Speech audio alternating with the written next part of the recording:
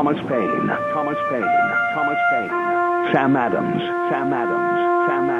Benjamin Franklin. These men spoke up for what they thought was right. From their courage came such documents as the Declaration of Independence and the Constitution of the United States. From their willingness to speak what was sometimes unpopular but right, we enjoy such liberties as freedom of speech, the right to keep and bear arms, and freedom of religion. There are those who still wish to oppress our freedoms, and there are still patriots willing to stand up and defend life, liberty, and the pursuit of happiness. Men like Zeb Bell, who honor our founding fathers and what they stood for. It's now time for Zeb at the ranch, speaking up and defending your freedoms. Brought to you by Magic Valley Les Schwab Tire Centers and all of the other great advertisers on the program. And now, Zeb Bell. Ladies and gentlemen, the United States is third in murders throughout the world. But, wait a minute. But if you take out Chicago, Detroit, Washington, D.C., and New Orleans, the United States is fourth from the bottom for murders throughout the world. Now, these four cities also have the toughest gun control laws in the United States. All four of those cities I mentioned are controlled by Democrats. It would be absurd to draw any conclusions from this data, wouldn't it? Here comes Kate Smith and God Bless America, followed by a patriot with our Pledge of Allegiance. Good morning, good morning. Nice morning outside.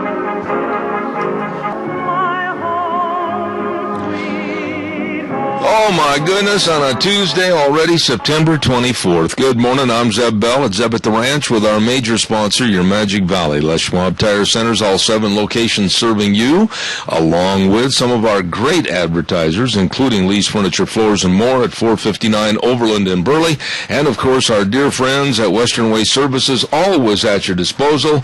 Give them a call, get on the route service today, 734-6969. And I also want to be very complimentary because I have a staff of people that just absolutely put together everything in proper fashion for me. My wife, and then also the lovely Gina Jameson. Good morning, lovely Gina Jameson. Well, good morning, mister. How you doing today? I'm great. Thank you for asking, and I hope you had a nice day yesterday. I did. Of course, we had a little football game, and the boys tied, but it was a lot of fun. Yeah, but I'm snickering because you almost didn't attend that football game because of a sickness by Kennedy. I know, and amazing how when you put a football game on the line, somebody is suddenly not sick. Yeah, you know, what a healer. I mean, why go to the drugstore? Why go to the doctor? Why go to the hospital? Just hang the threat of mom not letting you go to a football game. I'm cured. I'm healed. Mom, I feel so much better. Can I go back to class now? Yes, you may, son. I love it. And I can just see you looking at him saying, now, Kennedy, you realize, of course, that you are not going to pick up the pigskin tonight. Oh, yeah? Oh, gosh, Mom, all of a sudden, I tell you what, it's a miracle, Mom. Go to church and pray, because it's a miracle. And you should have seen the thought. I mean, you could actually see the thought process on his face. Yeah. And it was just too precious to watch. And then he just kind of brightened up, and he's like, okay, I'm all better now, Mom. I'm ready to go back to class. And then you also have, about 5 minutes after that, you have great feelings of animosity because he rushed you out of work over to the school, fearing for his safety, security, and his health, and then he looks at it and says, Mom, it's a miracle. I'm okay. I'm good, Mom. I'm good. It's like, okay, son, go back to class. I will kick your little butt tonight. Oh, he's so cute, though. And just so you know, I am prepping him with halftime reports and post-game interviews. Oh, really? I love it. I really am. Do we have a pledger this morning? We have Mr. Carl Clark on for the pledge and Michael Rogers on for the weather. All right, Carl, I'm sorry to have you hold so long. Good morning. Do the pledge, please. Good morning, Zeb. I pledge allegiance to the flag of the United States of America and to the republic for which it stands, one nation, under God, indivisible, with liberty and justice for all. Hey, real quick, my friend, you start your art class today, don't you? Yes, I do. It's going to be at 5:30 to 6:30 at the church, Methodist Church in Rupert. All right, so And I don't want anybody to think that I'm a Rembrandt. I'm not. What I do is pencil drawings, and some of the things I draw are legible. So you can tell what they are. all right, Carl. And I would like everybody to be able to do that. All right, well, God bless you and have a good school, good class, and let us know how things are going. Thank you so We'll much. have a great class. So far I've had 12 people tell me they were going to be there. All right, well, keep us posted, Carl. Thanks for the pledge. Will do, and thank you very Thank you. much, Deb. It is time for the weather, and the world's greatest weatherman, of course, is MichaelRogersWeather.com, and he's ready to raring to go, but we got to tell you, he's brought to you by Rock Creek Growers on the corner of Maxine Lane and Irene Streets in Kimberly. 40% off a lot of the trees, the shrubs, the plant materials, and, you know, boy, with this nice weather, it's still not too late to plant. Get ready for next year, the beautification projects on your home and property. Oh, you're going to love them. Nice people, the Anderson family at Rock Creek Growers. Give them a call, 423-6800. Rock Creek Growers in Kimberly. And right now, here is Mr. Michael Rogers Weather. Morning, everybody. 69 degrees. We've got a big old cold front coming through our area. What's a cold front? That's that big blue line with arrows that you see on TV, but the weather guys never tell you what it's about because they don't have time. They only got 3 minutes to do the weather. So basically, when I tell you a cold front's coming through, it works like a shovel as it's moving from west to east. It's lifting up the warm, moist air, which is what we have right now. Then you form a cloud and you're going to get dumped on. The beauty about this cold front is that the rain that's going to be taking place is on the back side of itself. It's going to have a nice day today, but for tomorrow you're going to see temperatures in the 50s, and you're going to see some weather action in the form of rain that'll take place for at least Wednesday going into Thursday. Nice day today. Be advised the winds will start to kick up later on this afternoon going into this evening. That's the first indication that your front's going to be on the way. Other than that, look for a high today at 68. Enjoy the weather. It's the only weather you got. There you go, the world's best weatherman, MichaelRogersWeather.com. Rock Creek Growers, the sponsor for Michael, and by golly, we appreciate everything they do. Randy and Karen Anderson, the entire family, they've been in business since 1988. Rock Creek Growers in Kimberly. Oh, my goodness, we got a lot of things to talk about today. We got some great guests on the program. Don't forget that. And let's see, what else have I got? I got an author that's going to be talking about selling your business for more than it's worth. Michelle Seiler Tucker is going to be on the air, and we've got Gary Shorsman is going to talk about the Minidoka Centennial, and then we've got a gentleman by the name of Jeff Dickens that's going to be talking about absolutely repugnant gun control issues and much, much more. Hey, don't forget, too, that SafeLink Wireless high-speed internet service available to you anywhere, anytime. I'm telling you, no credit required, no credit checks, no contracts required. They've got absolutely the most professional installation. Every time we've dealt with these people, they've been absolutely phenomenal. I honestly suggest you get a hold of them today. It is great. SafeLink Wireless Internet, 677-8000. That number again, 677-8000. You tell Shane and the crew that I sent you, okay? SafeLink Wireless Internet.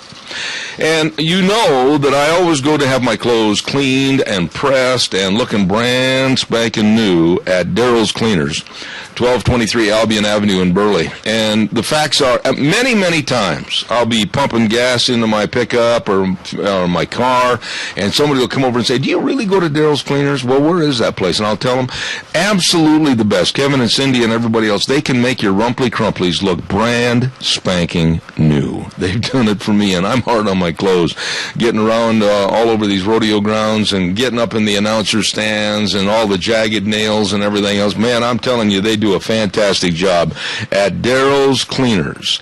Let's see, Gina's sending me a note, and we'll do that in just a moment. Daryl's Cleaners, 1223 Albion Avenue in Burley. You stop in and see them today. Now I got to read this. It says I'm supposed to call back, and the phone line has a little static, so we're going to do that. Gina has a song ready, and it's not going to take more than 30 seconds. Don't anybody leave. I'll be right back on the air. Take it, Gina.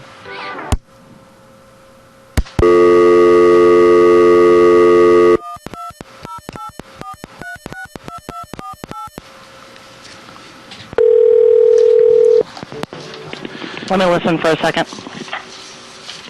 Much better. Okay, here we go. All right. Woo! Oh, yeah. Hey, we're back on the air. That was quick, Gina. Holy smokes. I know, we're pretty good, huh? How'd you do that? Yeah, I can remember the old days when we were rehearsing. It'd take 3 days, something like that.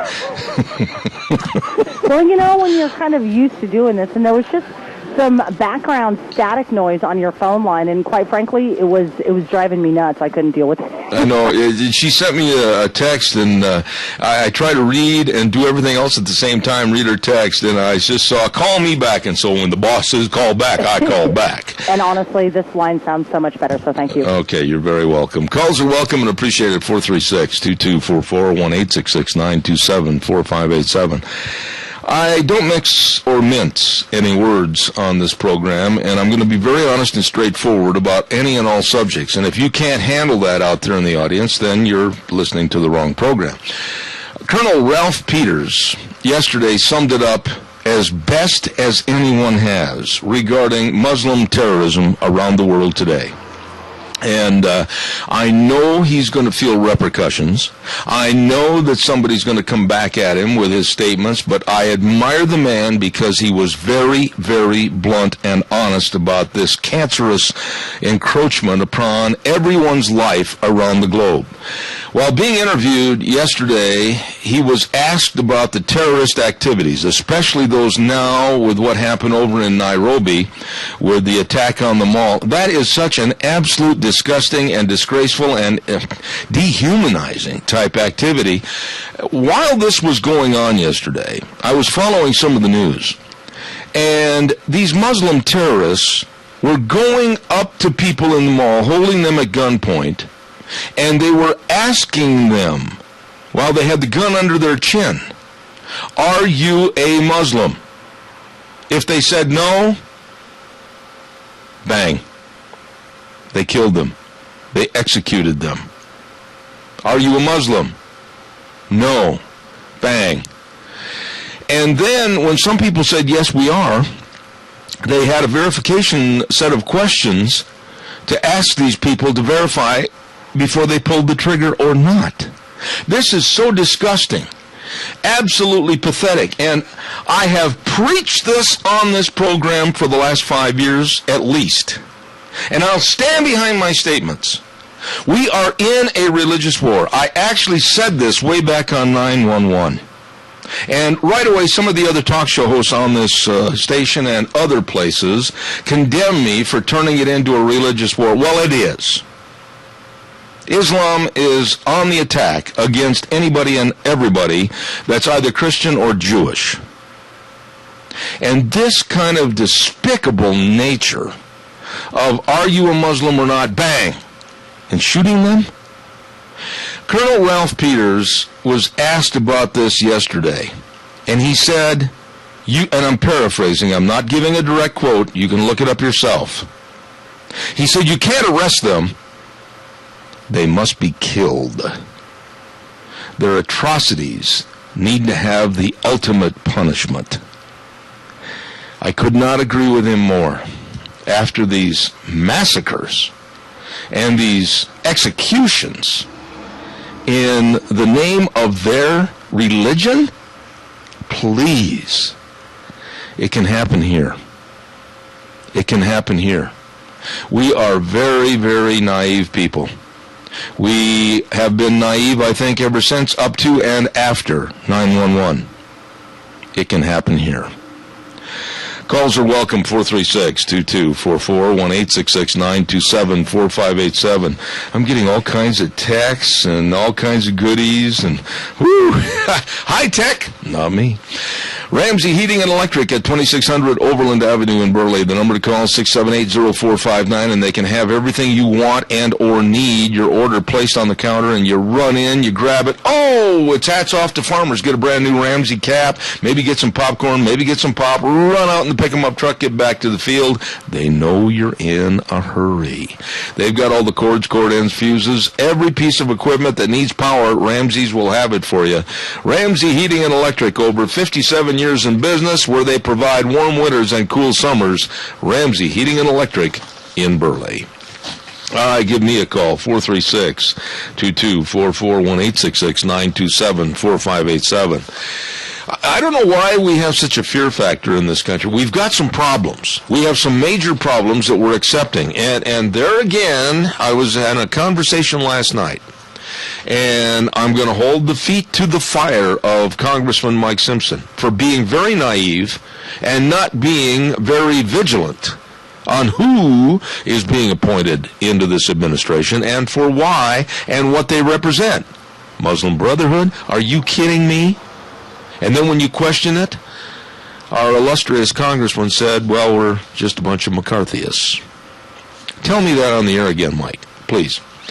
Valley White Home and Ranch, don't forget, they're located at 910 South Oneida in Rupert. They always have a good selection of all your pet feed needs. They've got all your cattle feed. They've got everything for you. And they've got a special right now to where if you buy a pair of ladies' or children's boots, you can get another pair for half off. Now, you cannot beat a deal like that. You better stop over and see those good folks today. All your family needs, farm needs, ranch needs, Valley Wide Farm and Ranch. They're ready for the home, the ranch, everything. Valley Wide Home and Ranch, serving you at 910 South Oneida in Rupert. Really nice people. Good morning, caller. You're on the air.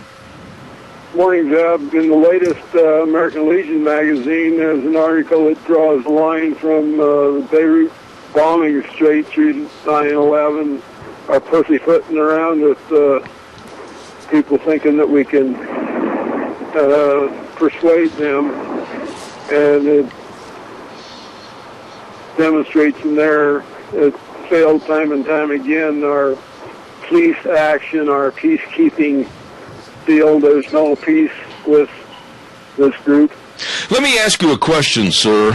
You call in frequently, and I want to get your opinion. It's valuable to me.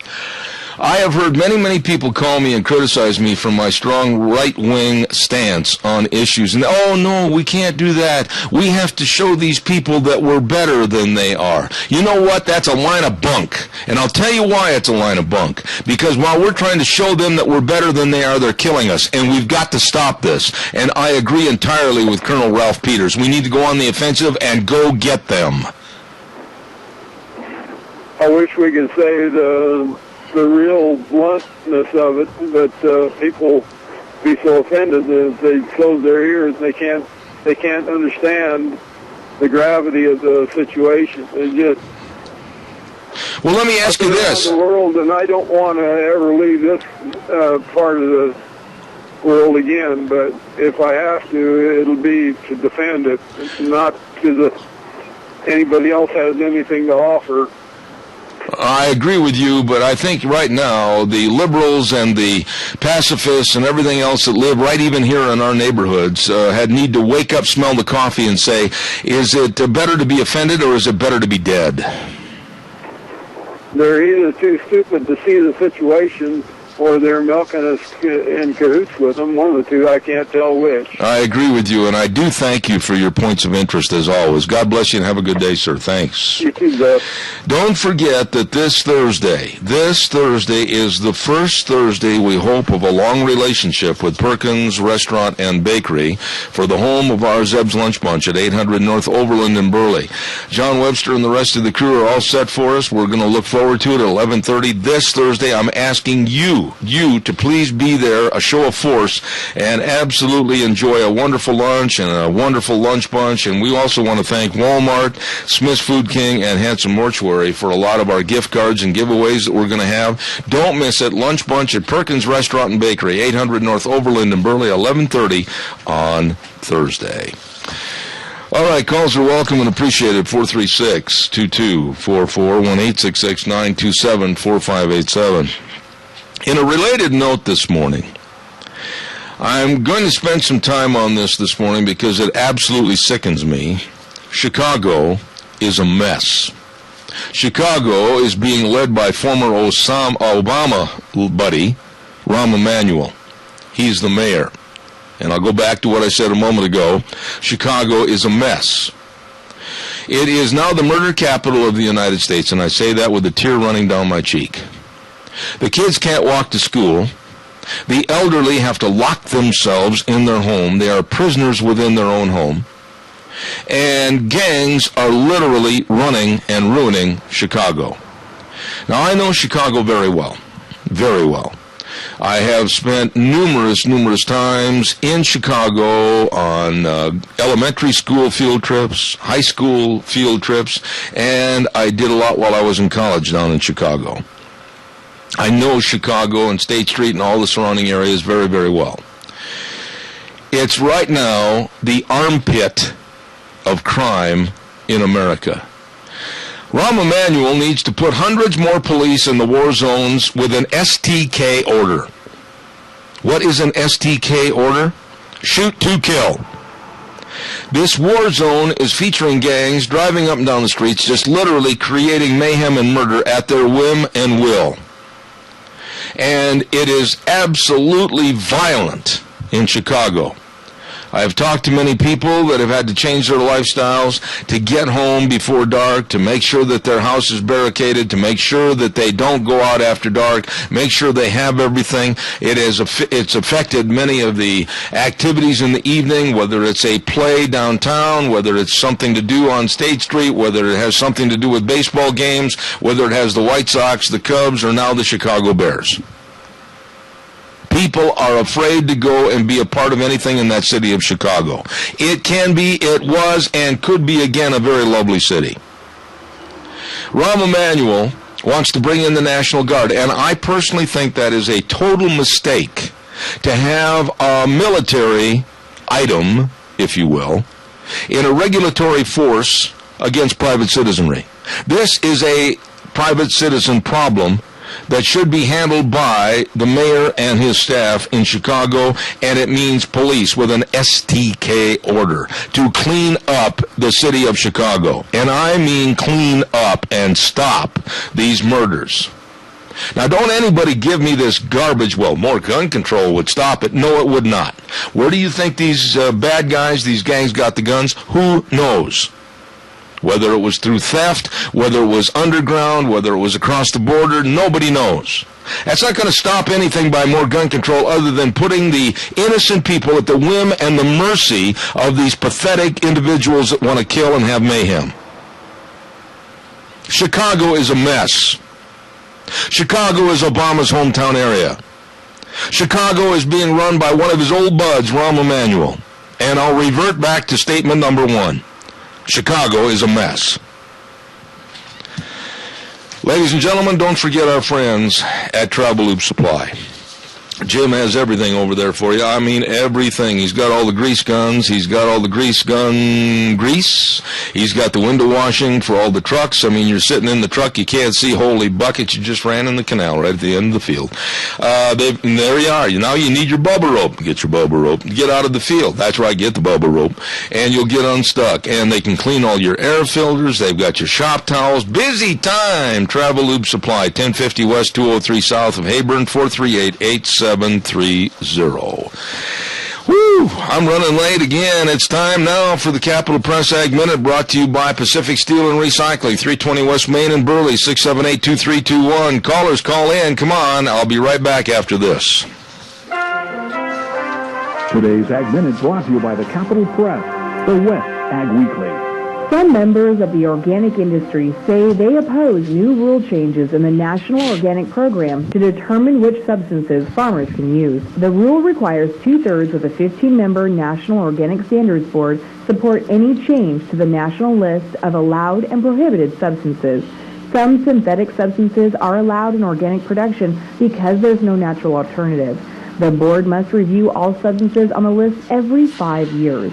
Opponents of the new rule say it weakens the meaning of the label organic. Instead of expiring in 5 years or requiring a vote to reauthorize their use, synthetic substances exempted from the standard will be allowed until 10 members of the board vote to ban their use. For more agriculture news and information, turn to the West's Ag Weekly, the Capital Press, and capitalpress.com. Oh, thank you very much. And don't forget, our friends at the Capital Press are being brought to you by Pacific Steel and Recycling. 320 West Main in Burley, and of course, they are 100% employee-owned and have been for over 25 years. And don't forget, we're going to keep right on top of this. National Recycling Day is going to be November 15th. You stay tuned for lots of specials and free prizes and giveaways through Pacific Steel and Recycling, 320 West Main in Burley, 678-2321. Caller, please, your indulgence for one more minute. I'll be right there. I promise. We got a brand new sponsor on the air, and I'm going to give my own testimonial about these folks because they do a wonderful job. Middlecoff Ford Lincoln Body Shop in Twin Falls, 1243 Blue Lakes Boulevard in Twin, 736-2490. If you've had an accident or any kind of damage to your vehicle, I highly recommend them, the good guys at Middlecoff Body Shop, 736-2490. We had, as you may or may not know, a severe fire on my pickup, and it extended to the horse trailer and everything. Wow, they fixed up my truck brand spanking new. They work with all the insurance companies, and they have well over 50 years of accumulated collision experience. They strive to make your vehicle repairs undetectable. They do a great job. Take it from me. Call them today in Twin. Middlecoff Ford Lincoln Body Shop, 736-2490, located at 1243 Blue Lakes Boulevard North in Twin Falls. Good morning, caller. You're on the air.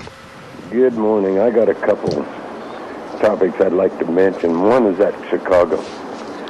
I could fix Chicago, and you could too. Just allow concealed carry, allow people to conceal carry or open carry. Because those thugs, all they do, they like to shoot at people that don't shoot back. Okay. What's the next one? And the next one's Lois Lerner. I am so fed up. Who's running this country, the government or the American people? Well, you know the answer to that as well as I do. Well, we've abdicated our power as people, and we've let the government lead us like with a ring in our nose. But I want to go back to what you said a minute ago. And you and I think if we were the mayor of Chicago, we could do a better job than this absolutely slovenly liberal called Rahm Emanuel. And here's what I would do. I would put an edict in the papers this afternoon, the Chicago Sun-Times, the Chicago Tribune. I would have every news media broadcast this 24/7. There is going to be a curfew starting at 9:30 on all the streets in Chicago, and I would have a hiring of at least another 1,000 police. I know the city budget's tight, but they're going to have to come up with this and fence it off for themselves. They're going to have vans, and they're going to have 6 cops to a van, dressed as SWAT team members, and when somebody's on the street breaking the curfew, you don't nicely walk up to them, you handcuff them, take them downtown, find out who they are, find if they have any weapons on them, and you start being the Matt Dillon of Dodge City and cleaning up this mess with the creeps that are out in the streets. This is true, too, but you let the citizens, the private citizens, the law-abiding citizens, carry a gun, and when somebody shoots at them, they can shoot back. The thugs are going to start thinking twice. Hey, this isn't no turkey shooting. Well, that's exactly right. But you know, seriously, though, you don't want, and I hate to use this terminology, open street warfare going on to the point where I think the cops have lost control. I think that this mayor, Rahm Emanuel, never should have been elected. He doesn't have the capabilities or the qualities. I think he should be thrown out of office. You need right now the toughest son of a gun that you can find to be the mayor, and that guy's going to sit there, and here's my edict. I'm not asking anybody, I'm telling you. There's going to be a curfew. There's going to be armed SWAT members patrolling the neighborhoods. If you're caught on the street, we're going to not ask you questions. We're going to throw your butt in jail. We're going to find out the background, and if we find out you're a bad guy, you're not going to leave jail. And they need to start toughening up, just like I said a minute ago. Matt Dillon has come to Dodge City. Yeah, but what do you have now? You already have open warfare on the streets. Well, that's true. That is true, but right now they're not doing anything. They're after the fact. I was reading some stories in Chicago the other day where 19 different versions of problems started on the south side. 19, and the cops always come afterwards. Well, what I'm saying, let's be proactive. Let's go in there with a show of force, and you meet with these gang leaders, and you tell them, these sloppy individuals with their baggy pants and their butts hanging out and the bandanas around their neck and the rings in their nose, nose, and you look them in the eye and say, okay, dude, you got a problem. We are going to throw you in jail, throw away the key if we catch you on the streets. You got a gun, we're going to throw you in jail for 20 years. That's it, no questions asked. Thank you. See you tomorrow night at 6 o'clock. Yeah, well, that would help. Yes, that would. And have you noticed most of the cities that have problems with gangs and ghettos and no money, who's the leadership? Where's the leadership from? Yeah, and I'm going to tell you something else. The Bleeding Heart Liberals, and they live right here in Twin Falls. They live in Burley. They live in Rupert. They live in Paul. There's Bleeding Heart Liberals everywhere you go. They're going to go, oh, well, we can't step on their human rights. I'll tell you what, I won't step on their human rights, but I would step on their throat. And I would put them in jail and lock away the key. I want to see the protection of the citizenry. I don't want to see little kids standing at a bus stop shot. I don't want to see any little kids beat up. I don't want to see anybody knifed. I'm going to get tough if I were the mayor, and I would absolutely go in there and say, in 3 days, we're going to be able to stop 85 to 90% of this mess that's going on in the South Side right now. Yep. Well, I'd love to talk some more, but I got a customer coming. All right. God bless you, my friend. Thank you. See ya. It's not that hard. It's not that hard. You've got to come in and crack down on the bad guys. You can't worry about their rights. You can't worry about their civil liberties. You can't worry about that garbage. You can't. Because people are dying. People are dying. Calls are welcome if you disagree. I'm telling you, we are not tough anymore. We're so worried about somebody's rights. We're so worried about somebody, well, we might infringe on that. We better not do that. We better let them go ahead and shoot each other, and then after the fact, we'll go in and we'll give them therapy. Give them therapy, my big toe. I was going to say something else, and it almost slipped out. Rain for Rent, 134 South, 600 West, Highway 27 in Paul. Don't forget, they've got the Renke pivots, sales, and service. And they've got the professionals. And they're going to have a drawing for a 40-inch flat-screen TV. This is going to be on October 21st with great Renke rebates for this fall. They've got people that know all about water and irrigation, like Frank Jensen, Skip Hilton, Brooks West, the whole crew. I'm telling you, these are the pros. These are the pros. Rain for Rent, 134 South, 600 West, Highway 27 in Paul. Give them a call on the landline, 438-5065. And I'd appreciate a call on the landline. Can you imagine? Chicago is a very, very beautiful city. It is. And it's got a lot of history, and the Chicago Museum of Natural Science is absolutely one of the greatest places to go and visit. You can't go anywhere now for fear of being mugged, beaten, or robbed, or killed. Good morning. You're on the air. Good morning. You wonder how Emanuel got in as mayor? He got in the same way Obama got in as president, by deceit, lying, cheating, any other thing that the Democrats are very famous for. Well, I can't argue any of those points because I detest the man, and I'm prejudiced when I say that because I don't like him. I can't stand Obama. I can't stand any of the other henchmen that work in this administration. I absolutely find Eric Holder detestable, so I guess I'm very prejudiced. I don't like any one of them. But when I look at the people in Chicago, and I know many, many people in Chicago, I went to college with a lot of the people that live in the Chicago area and suburbs, and they're living in fear 24/7 for fear to go out to their car late at night, maybe run down to the store, have a dish of ice cream or whatever. They can't do it. This has got to get tough, and you can't worry about somebody's rights or civil liberties. You've got to go in there with a big billy club and start knocking heads. I agree with you 100%, but fear is a big thing. You know, this country is run on fear now. And that's the way they get their power. Well, Helen, you know, though, that the Bleeding Heart Liberals are saying, oh, but they're underprivileged. Oh, they just have no goals in life. Oh, they've never had a mom and a dad. Oh, they're out there trying to eke out a living and they feel like they just can't make it. Oh. Well, you know something? Take some medication for your heartburn and start to wake up and smell the coffee. These are bad people that need to be put in jail. You know what's really good for heartburn? ginger. Have him go buy some ginger cookies and get over it. All right. God bless you, Helen. Thanks. Have a good day. I have no milk of human kindness. The cow dried up. I have no compassion for these people. None. I've been there, and I can absolutely tell you that it's a war zone down there. It's absolutely a war zone, and people should not have to live like that. And Rahm Emanuel is the biggest waste of a three-piece suit and wingtip shoes that ever got dressed in the morning. He is not deserving of being the mayor of Chicago. He doesn't have the common sense that God gave a billy goat, and he isn't doing anything to solve this problem. Honestly, tell me if you think I'm wrong. You have to be tough, you have to be firm, and you have to sometimes step over the boundaries of what people say is human decency. Human decency is not killing other people. And that's what's happening in Chicago. You know, there is absolutely no end to stupidity in this country. When I heard this story, I sat there and I was stunned about what happened in Hampton Roads, Virginia. And I'm going to tell you a little bit about this story in just a few minutes. Caller, go ahead. You're on the air. Yes, sir. I kind of mixed emotions. I think it's a no-win situation.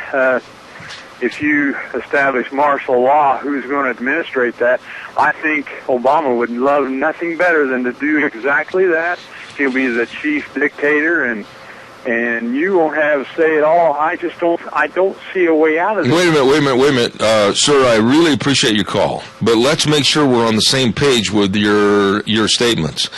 You're saying martial law imposed possibly by government standards and government people. I'm saying clean up the city with city police that are hired by the city. That's not the same as martial law.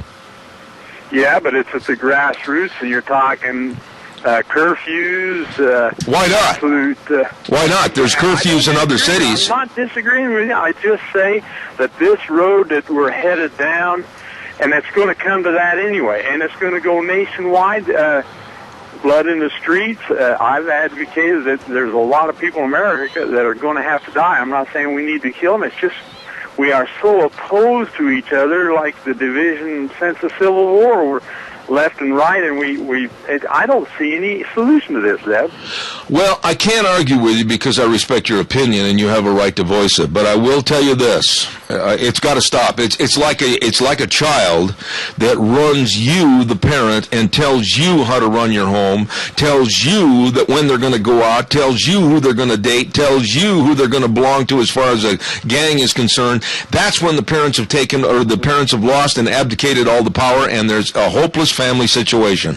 Well, right now there's a hopeless family situation in Chicago, and it's called the gangs versus the city and all the innocent bystander citizens. You've got to do something, and I will say this, and I mean this, that if it means certain people have to die and are taken down because of their gang standing and their absolute irrelevance of life, then take them down. I don't disagree with you. I just don't see a winning scenario here, but I don't know what else we can do. Thanks, Deb. No, thank you, sir. That was very nice of you to call. Appreciate you. Thank you. It's a deplorable situation, and I do agree with that man that what are you going to do? Our country is falling apart. We saw a preamble to this when it was down in Watts, California. And we're going to see more Wattses again in this country, unfortunately. But somebody's got to step up to the plate. They got to play Babe Ruth and hit the ball out of the park. And it's no more mamby-pamby stuff.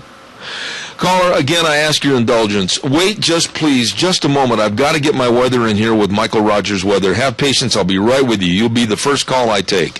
Sportsman's Warehouse, 1940 Bridgeview Boulevard in Twin Falls, brings you the weather right now with Michael Rogers Weather. Sportsman's Warehouse carries only the top quality products for the serious outdoor enthusiast. The great indoors for those who love the great outdoors. Great experts, quality gear, everything you need for all your outdoor activities at Sportsman's Warehouse in Twin Falls. Here now, Michael Rogers Weather. Hi, everybody. Michael Rogers from MichaelRogersWeather.com. Looking for a wet week starting late tonight, going all the way to Thursday night. Now, timing of the storms coming across the Pacific Northwest into the Great Basin, well, let's put it this way. They don't come on time like they're supposed to. But in our forecast today, we're looking for a chance of showers starting late this evening, going all the way into Thursday night. We'll keep you abreast about how things are going. Right now, the big S word, don't worry about it. We're still in fall. We won't see it yet. Have a great day. Enjoy the weather. It's the only weather you got. Thank you very much, Michael. Brought to you by Sportsman's Warehouse, my store at 1940 Bridgeview Boulevard in Twin Falls. Caller, thank you for your patience. Go ahead. You're welcome, Zeb. Zeb, bear with me just a second because I'm talking about the subject you are. But is there anybody out there that has read the entire Affordable Health Care? Because it's so big, I haven't met anybody who's read it, the whole thing. I do understand that in that there is provisions for another army, not the army we've got, but another one that's headed by the president that he controls.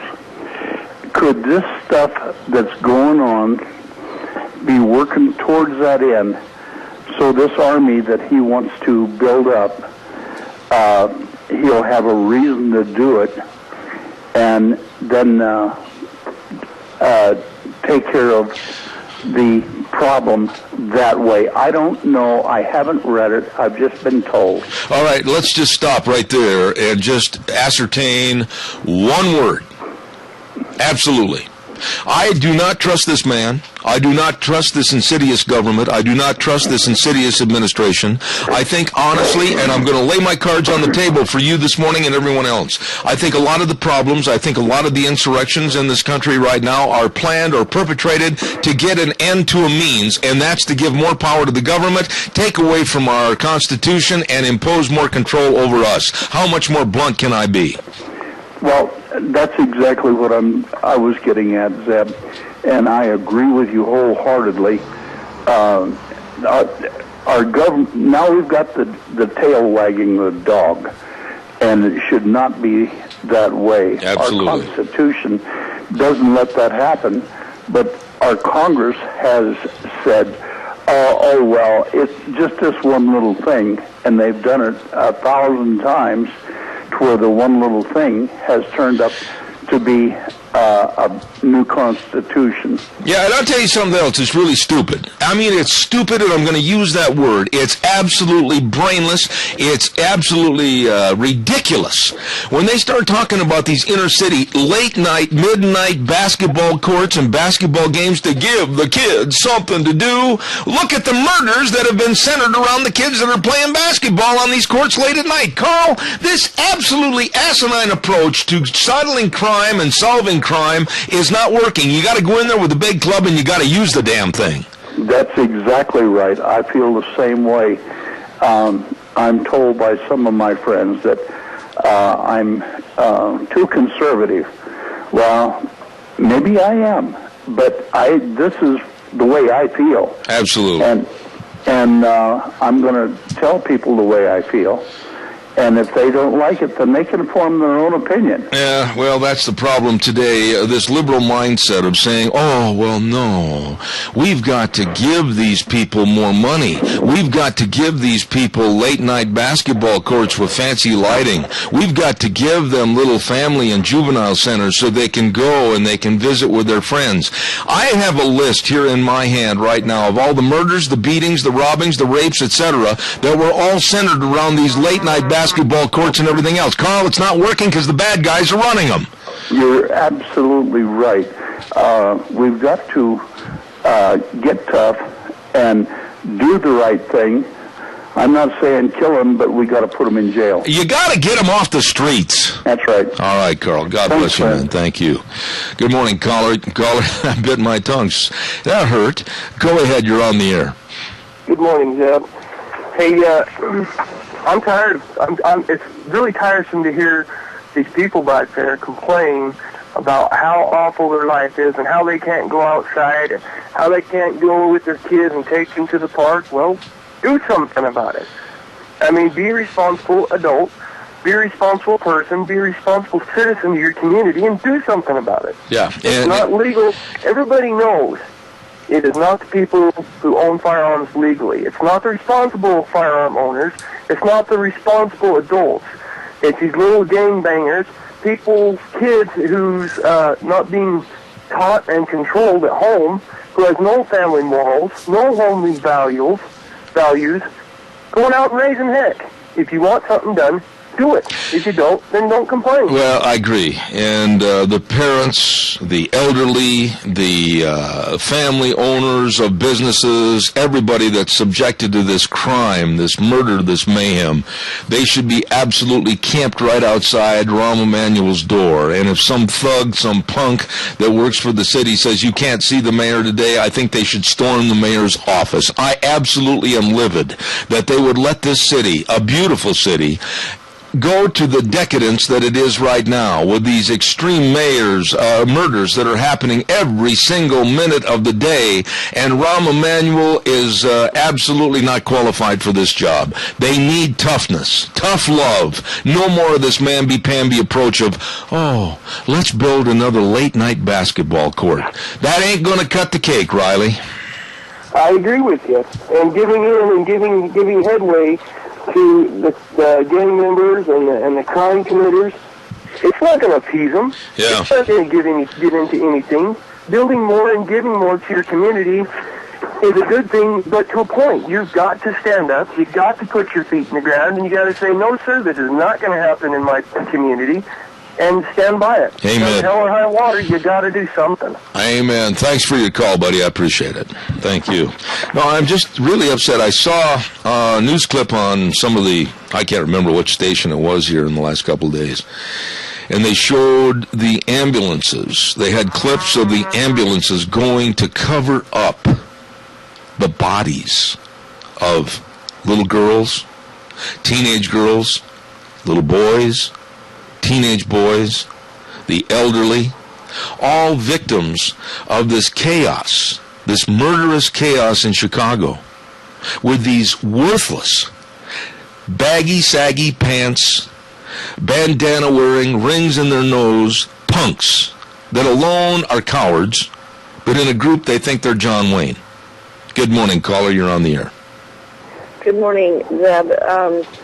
It just goes to show the fabric of society is torn badly, and the government keeps trying to step in and tear families apart and think that they can do a better job, and we all know that that's ridiculous. They can't do a better job at anything. They screw up everything they get their hands mixed up into, and I think at the local level is where we've got to start, because it's happening in small communities too. It's not just, in Chicago. There's crime and crap going on in small towns too.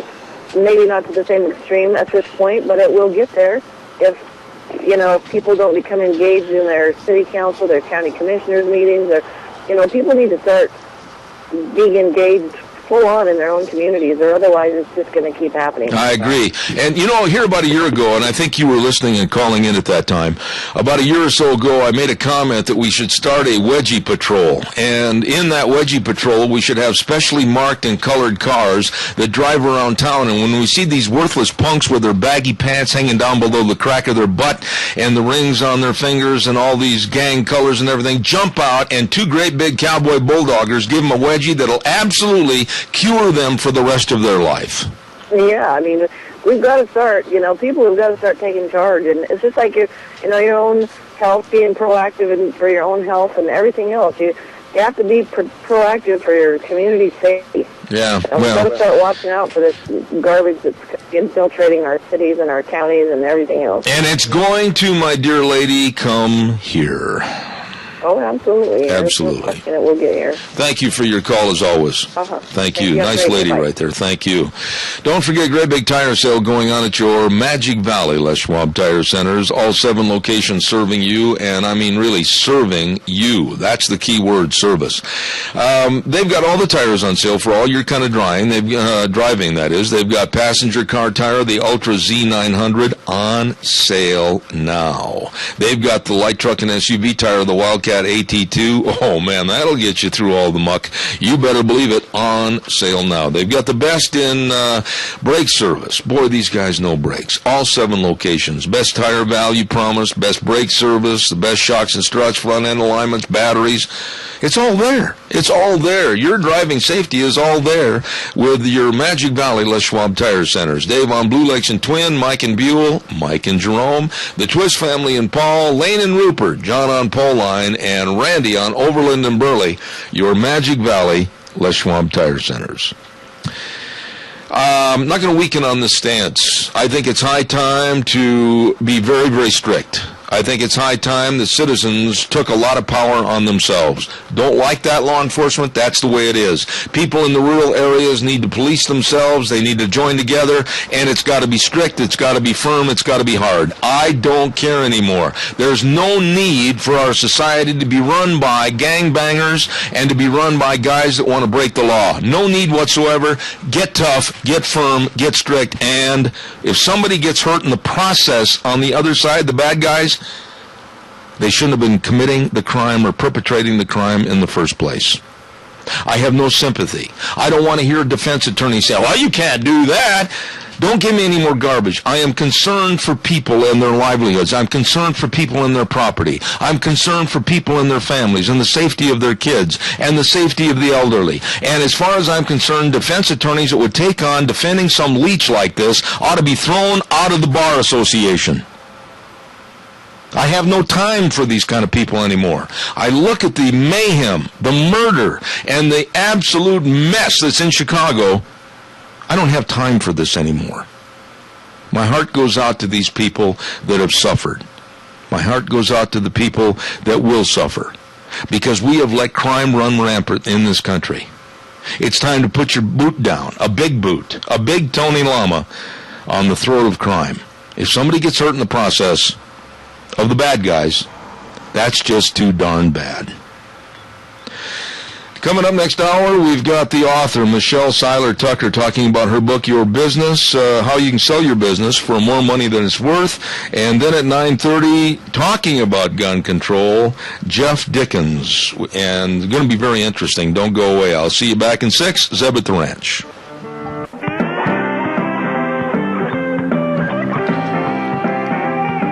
I had to take another blood pressure pill after the first hour. Absolutely disgusts me what's going on in this country. Lack of law enforcement. Good morning, everybody. I'm Zeb Bell at Zeb at the Ranch with our major sponsor, your Magic Valley Les Schwab Tire Centers, all 7 locations serving you. And along with some of our great advertisers, of course, let's not forget Lee's Furniture, Floors, and More at 459 Overland and Burley, and our friends at Western Waste Services. From the canyons of the Snake River and all across southern Idaho, we're always at your disposal. Western Waste Services, we care about our community, our resources, and this great land. Western Waste Services is lending a hand, always at your disposal. Western Waste Services. Thank you very much, Western Waste Services. Always enjoy Kelly and the rest of the crew. Kelly's been on the program many times telling you about their trash collection programs. Call, get on that program, and they'll pick your garbage up. It's gone. It's out of there. Call them at 734-6969. 734-6969. Don't forget, they've got all the porta potties for all the special events, and dumpsters. Dumpsters that you can fill up to your heart's content, and they'll come pick them up. It's gone. Love these folks. Great people. Always at your disposal. Western Waste Services, 734-6969. And before we get our guest on the air this morning, I also want to remind you about Joel Heward, owner-manager of Hanson Mortuary. What a wonderful, very personable person to talk about a subject that none of us really want to talk about, and that's death and dying. Well, I suggest you give them a call today at 436-5636 and talk about the pre-planning of funerals to help alleviate and possibly even eliminate a lot of the stress and worry for our families. They give excellent support and information at Hanson Mortuary, 710 6th Street in Rupert. Please give them a call today, 436-5636. Let's go to the phone lines right now and have a lady on the program that I'm probably going to mispronounce at least a portion of her name. She is an author, and she's written a book called Sell Your Business for More Than It's Worth. And right now, the way my business has been lately, wouldn't take much. Here we have with us on the air right now, Michelle Seiler Tucker. Is that right, Michelle? That is right, Zeb. You did absolutely perfect. You realize people don't pronounce my second name correctly, but you did great. I stayed up last night until probably midnight going, is it Sealer, is it Seiler, is it Seiler, is it Sealer? And I decided to say Seiler, and boy, you just made me feel a whole bunch better just now. Well, good job. All right. Up late, I guess, paid off. Hey, tell us about your book. I mean, Sell Your Business for More Money Than It's Worth. You caught my attention, or I wouldn't have called. Tell me about the book. Well, thank you. We're very excited that the book just went #1 on Amazon, and it's available at Barnes & Noble as well. This book is all about planning your exit strategy and putting the right components in place so that when you're ready, you can sell your business for more than it's worth, for maximum value. Okay, now, you're no stranger to business, because I was reading a little bit about your resume, and holy smokes, you've owned and operated 8 successful businesses, and you're a founding partner of the Capital Business Solutions franchise. I mean, the list goes on and on and on. So, in other words, you've got, like Duck Dynasty, you've got your own servants, your own driver, and your own special fleet of cars, right? Yes. Pretty much. I'm actually adding more businesses to it as we speak. Well, now, tell us about businesses in general. Are people kind of drawing back and they're afraid at this time of the economy? Give us your overall view as to what people can do with their business to dress it up a little bit and make it worth more than actually it is. Sure. Well, the first thing they can obviously do is read Sell Your Business for More Than It's Worth or give us a call. But we walk them through every single aspect of their business, from how many years they've been in business. The longer a business has been in business, usually the higher price tag we can get for their company. We also walk them through their customer base. If their business is based upon location loyalty or brand loyalty, we help them build their brand recognition and name awareness. We help them increase their customers. We help them add congruent revenue streams, and we help them create a business that works for them rather than them working for it, because that's the type of businesses that buyers are attracted to. Mm-hmm. So let's use a scenario right here that I've got kind of a mom and pop, a couple of hamburger businesses in 2 locations. What would you tell me if I'm sitting there going, gee whiz, we don't know whether to expand, we don't know whether to get bigger, we don't know whether to cut back? What would you tell me? Well, I would ask you a lot of questions. I mean, first and foremost, I want to know how long they've been in business. Are they based upon location loyalty? Do people come to you because it's convenient? Or are people going out of their way to purchase your products and services because you have such a great brand? If you have such a great brand, then we might want to franchise your company. If people are just coming to you because it's a convenient location, then you might want to work on your brand. So there's a lot of questioning that goes into it, and there's a lot of different aspects we have to review to give you advice. Michelle, do you think that in general, this is a generality here, that most business owners, including myself, once we've got the business running and it's kind of bringing us in a little bit of gross profit, that we become lazy and we don't really put the time and the effort into making it bigger and better and more saleable if we want to leave the business? I do. I think business owners make 2 big mistakes. Number one, they do become complacent. They don't focus on their business. They don't focus on growing it, improving it, increasing the revenues. And then you also have those business owners that do just the opposite. They work really, really, really hard in their business and not on their business. The key is to work on your business, to grow your business to the level of which not only can you make a lot of money right now, but when you're ready, sell it for a tremendous amount of money. Would you say, though, Michelle, and I'm not trying to throw water on the fire here because I love your book and I love your concepts, but just using an example right now of Obamacare, and people don't know whether to expand, they don't know whether to enlarge their business, they don't know whether to hire more people. Wouldn't you say there's some negatives they're really afraid of?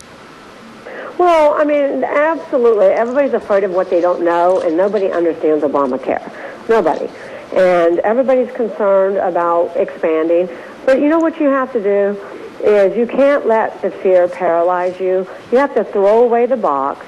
Everybody says think outside the box. You need to throw away the box, get creative, and think about how you can expand without having to increase your employees to pay more benefits. Like I have some companies that are acquiring smaller other companies in order to grow their business, and they're all separate individual entities. I have some businesses that are hiring independent contractors that not only work for them, but work for other companies as well. So there's always a way to get around different issues, but absolutely, everybody's afraid of what they don't know. Are there certain businesses, certain types of businesses that are better to be in today than they were 10 years ago? Well, of course. I mean, you don't want to be a newspaper right now. You don't want to be a Blockbuster right now. But, you know, there are industries that are dying, and there are industries that are on the cutting edge. Manufacturing is doing good, distribution, healthcare, trucking. Those are all types of businesses that we get a tremendous amount of demand for. Do you put on seminars along with your book? I mean, how can people find out more about some of your great ideas that might salvage their business from ending up on the cutting room floor? I mean, how do they get a hold of you? Well, first and foremost, they can go to betterbusinessbrokers.com. That's betterbusinessbrokers.com. They can call us at 877-893-4227. They can also go to betterbusinessbrokers.com, do a free evaluation, and they can get more bonuses from the book. Mm-hmm. Would you and I don't put on seminars, but I do speak at different seminars. I see. Now, would you agree with me that 90%, and I'm going to say this because I found this to be true in my business, 90% of a business success or the striving for success is attitude on behalf of the owner and the manager? Absolutely. Absolutely. You know, if you don't have a good business, it's typically because of the owner. The owner's not involved. The owner's not running the business correctly. The owner's not growing the business. So it's all about ownership and management. Absolutely. In your book, when they buy this book, Sell Your Business for More Than It's Worth, I mean, basically they're thinking primarily, like I did, selling the business, but basically this book could also be a big asset in growing the business, could it not? Absolutely, and like Brett Michaels and Raymond Aaron and some other very successful entrepreneurs say that this book is a must-read for anybody owning or managing a business, because this book is not just about selling your business, but this book is creating a business that will be sellable one day. Unfortunately, there's 27.9 million businesses out there, and many of them are not sellable for a multitude of reasons. So this gives you all the information that you need to create a business that will be in demand by hundreds and hundreds of buyers, ready to pay top dollar for the business. Well, I would think that the Small Business Administration would be absolutely promoting your book. It sounds like it's a real gung-ho cheerleader type book for all business owners to really use every bit of asset they can to enhance their business. Absolutely. They should be promoting it, right? I'll get right on that. Well, now, tell us a little bit about the book. When they close the cover on the book and they sit back and they go, wow, that was really something, what do you want them to take away from your book? I want them to take away that they really need to plan their exit strategy, and that's the biggest mistake that business owners make, is that they don't think about the end game. They don't think about selling their business until they have to sell their business due to a catastrophic event, or perhaps the business is not doing well. And that's the worst time to sell, is when a catastrophic event occurs, or if your business is not doing well and trending downward. The best time to sell is when your business is doing good. So the big takeaway here is, whether you're ready to sell or not, you need to plan your exit strategy from a year, 2 years, 5 years, 10 years from now, and put all the components in place as it relates to customer base, as it relates to profit centers, as it relates to brand recognition and name awareness. You need to put all these components in place so your business will be sellable one day. Oh, boy, I tell you, you just touched on something right there that I absolutely agree with you on. Every year, I try to sit down at the end of the fiscal year and review and revise our game plan to see if we're falling backwards, if we're at a status quo, or if we've made any growth. And I'm sure that's what you're trying to say right here in this book. Is that right? Absolutely. Absolutely. You need to, you know, when you're in your fog, it's foggy. When you're in your business, it's hard to see it from a buyer's perspective or somebody else's perspective. And that's what I try to teach my clients, is look at your business through a buyer's eye. And would you be attracted to your business? Would you want to purchase your business? And the bottom line is if you follow all the steps and sell your business for more than it's worth, then you will create not only a business that works for you rather than you working for it, but a business that will be in demand by buyers. Absolutely. And I think at the end of the day, that's what we all want to do. We want to have a successful business now that is really a business and not a job, and be able to sell it so we can afford a lifestyle we've always dreamed of.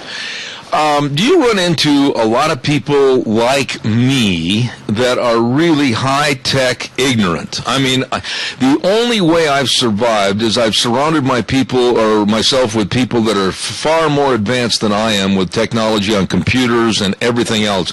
Do you find a lot of people like me just trying to swim to survive without having good people around them? I do. Sometimes it's hard to get better people than you are in those other areas. That's not always an easy task. That's certainly something that I do in my own business.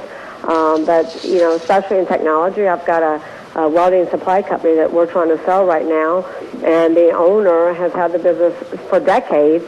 And he doesn't know anything about technology, nor does he want to learn, nor does he want to hire anybody. So all of his contacts, all of his inventory, everything's on Rolodex. So I'm working with him to try to get his business up to this decade. One thing I'd like you to clarify with me, and I read this sentence on this cheat sheet regarding the book and you, was you will learn by reading the book how to build brand loyalty versus location loyalty. May I ask and inquire if you could go a little bit more in depth on that? Sure. The big difference is, and it's what I mentioned earlier about your business. This is a question everybody wants to ask themselves. Do your clients come to you to purchase your products and services because you have a convenient location? And if so, if you were to lose that location, what would happen to your business? It would probably be detrimental. Or do your clients go out of their way to purchase your products and services, and it doesn't really matter where your business is located because your business is based on brand loyalty, not location loyalty. Does that make sense? Very much so. So I teach my clients how to build their brand. There's 5 steps in the branding ladder, and I teach my clients how to build their brand and their name recognition so their business is based on brand loyalty, not location loyalty. Wow. So it sounds to me, I'll go back to what I said a few minutes ago, this book is not just a book that's going to say, hey, Fred, we've got a book right here that you can sell your business for more than it's worth. It's more than that. It's a book that might open the eyes of a lot of business owners and entrepreneurs to realize they've got a real going machine here if they'll just kind of peak a little bit and do a little bit better in this area and try to promote a little bit better over there. You might have a book right here that's going to help somebody to be a multimillionaire. Absolutely. And, why not tweak your business? Why not improve your business? Why not increase your revenues? I mean, at the end of the day, we all went into business so that we could help people and create financial freedom, and that's what this book helps you to do. Absolutely. Now tell me, where can they find the book? They can find the book at Amazon.com, BetterBusinessBrokers.com, and some Barnes & Noble stores. Okay, well, you can bet that's where I'm headed to get your book because I think I've kind of stagnated myself in certain areas of my business, and I think you've given me kind of a cheerleader approach to go get your book and try harder. Yes, and we'd be happy to work with you as well. We do work with clients to not only sell their business, but help them build their business. This is a real nice lady, and I tell you, folks, if you've got a business, you might want to take the time right now to check out this book. It's called Sell Your Business for More Than It's Worth, with a lot of great entrepreneurial ideas inside. And I want to say thank you to Michelle Seiler Tucker for coming on the program this morning. And here's what I'm going to do. I'm going to go get a copy of the book. I'm going to read the book, and I'm going to have you back on the program so you can kind of pick it apart with me, and we'll go from there. That will be excellent. I'm looking forward to it. Thank you, Zach. No, thank you very much. God bless, and thanks for taking the time to come on my show this morning. Thank you for having me. Thank you. Nice lady right there, Michelle Seiler Tucker. And for any and all businesses, sounds to me like this is a great book. Sell Your Business for More Than It's Worth. And she gives all kinds of different help and tidbit ideas as to how we can enhance the actual production, if you will, of our business. I like that. I got to go get a copy of that. Calls are welcome, 436-2244, 1-866-927-4587. Don't forget Burley Glass. Gentle Ben. There is one of the nicest guys. How many of you folks out in the audience know Gentle Ben? Raise your hand. Well, keep one on the wheel if you're driving. Burley Glass, 1029 Overland Avenue in Burley, working hard to provide the great service to all the communities in the Magic Valley. And you heard the weather forecast. Gonna get chillier. And with the chillier weather, that means the heat might be escaping your house and going outside. You don't want that. You want to keep everything energy efficient. Well, check out the atrium windows and increase the energy efficiency of your home by 2 to 3 times. Talk to Gentle Ben today at 678-1459. Burley Glass, 1029 Overland Avenue in Burley. Oh, man, we are so busy. In just a few minutes, we're going to have Jeff Dickens on our program, and we're going to be talking about some of the gun control issues of the past year. But I want to talk to you right now about life insurance, health insurance, retirement planning, and employee benefits, and basically your security. Your security for your business, your family, your home. You better talk to Cameron and Siemens Insurance. These guys really know, they really care, and they're very accessible and devoted to helping you. Dean Cameron, Todd Siemens. Nice guys. Underline those words. Nice guys. There you go. And highlight them. Cameron and Siemens Insurance, Highway 24 in Rupert. The number to call, 436-4424. Really, really good folks.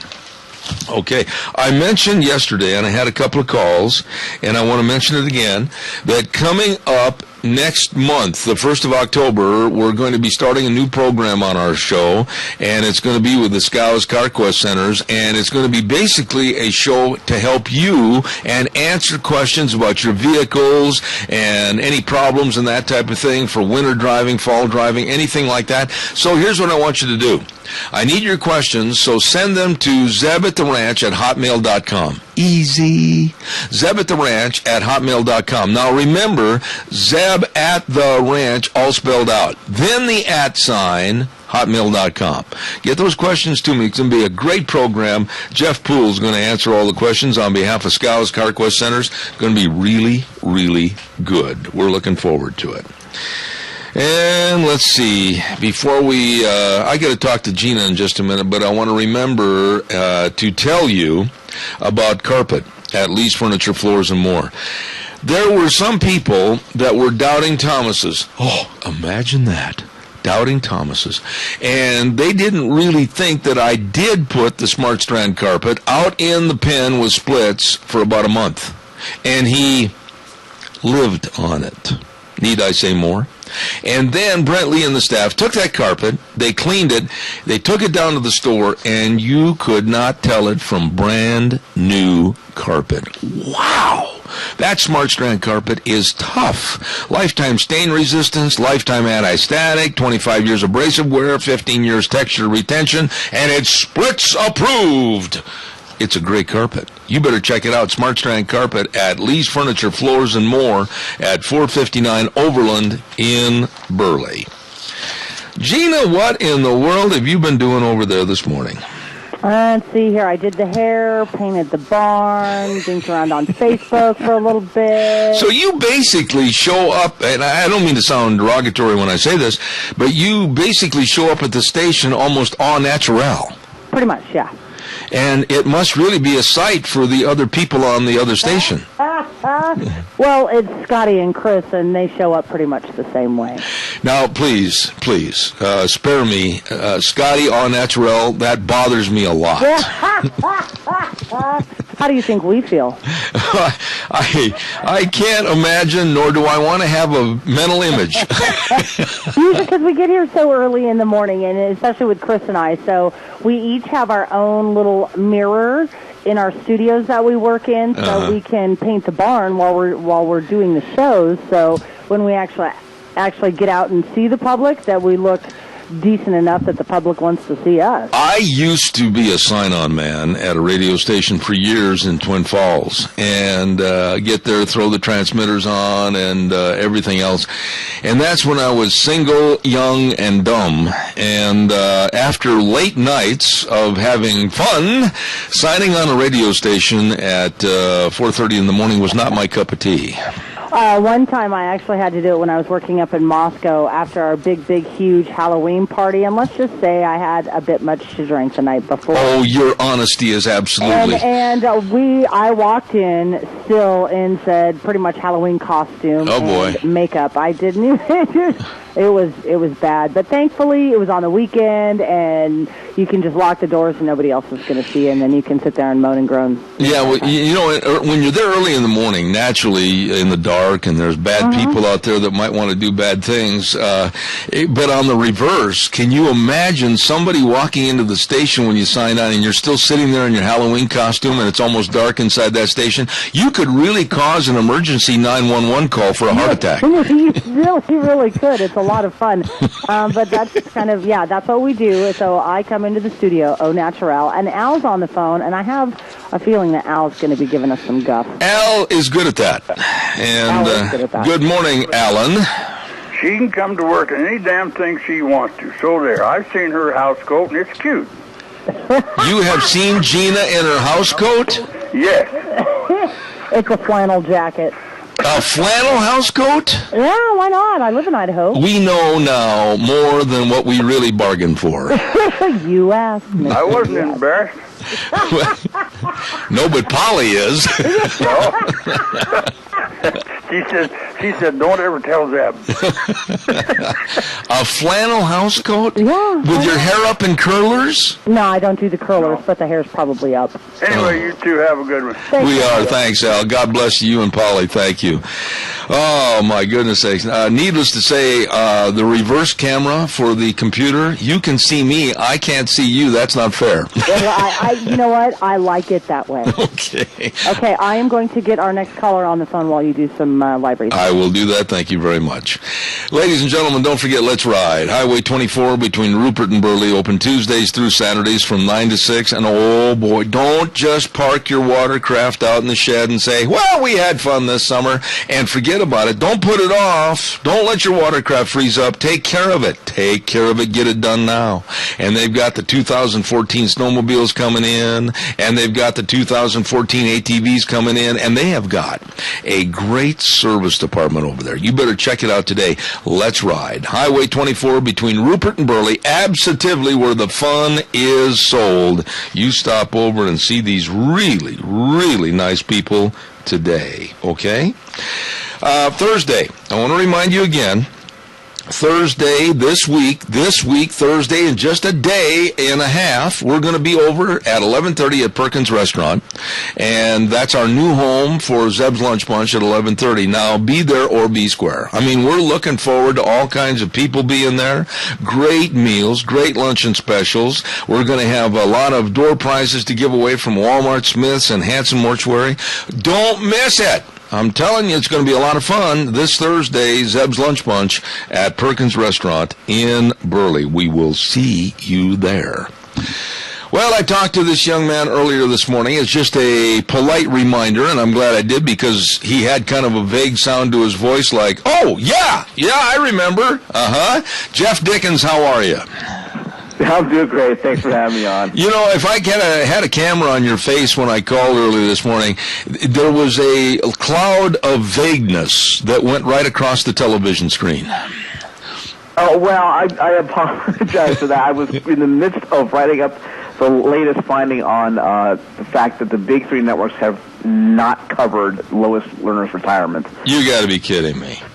You mean to tell me ABC, CBS, and NBC is not even covering it, and the taxpayers are footing the bill for this absolutely ridiculous scenario of Lois Lerner in the IRS, and she's going to retire with over $100,000 in her pocket per annum, plus all the benefits, and we, the taxpayers, are going to pick up the expense for her legal expenses, and that's not being covered? Not a single second on last night's evening news or this morning's morning shows. Why? CBS and it. Why?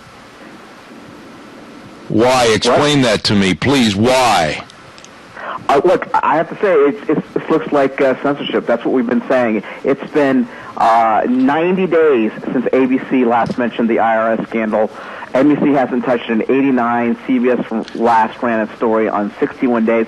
There's been one revelation after the next over those past 90 days, and you have to say that the refusal to report it is censorship. They appear to be just another wing of the Obama administration right now. This is the scandal of all the scandals that came out. I think back in May, when your audience will remember, you had the IRS scandal break, you had the NSA scandal break, you had this continuing Obamacare problems coming out. But to me, the IRS was the one that had a chance to do the most damage, because everyone's had problem with the IRS.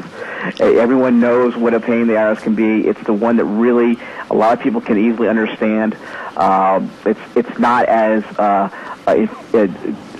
disturbing as Benghazi, but it's the one scandal that really everyone can understand, and they're not covering it. Wait a minute. Jeff, I'm going to appoint you as the head of a committee. I want you to make all the noise back there you can, and I want you to absolutely be the squeaky wheel. I want you to be the tin can rolling down the church aisle. I want you to do everything you can to let people know this is insane. This woman lied before Congress. This woman withheld information. This woman was part of a scam against the American public because of the absolute unlawful attitude they treated conservatives through the IRS. This woman's going to receive over $100,000 a year. This woman gets pension. This woman gets benefits, and we're paying her legal expenses, and the networks won't cover it. This is lunacy. Well, we're trying to do our best here at newsbusters.org and MRC.org. I urge your listeners to please go to those websites if you want to read about how they're not covering the IRS scandal.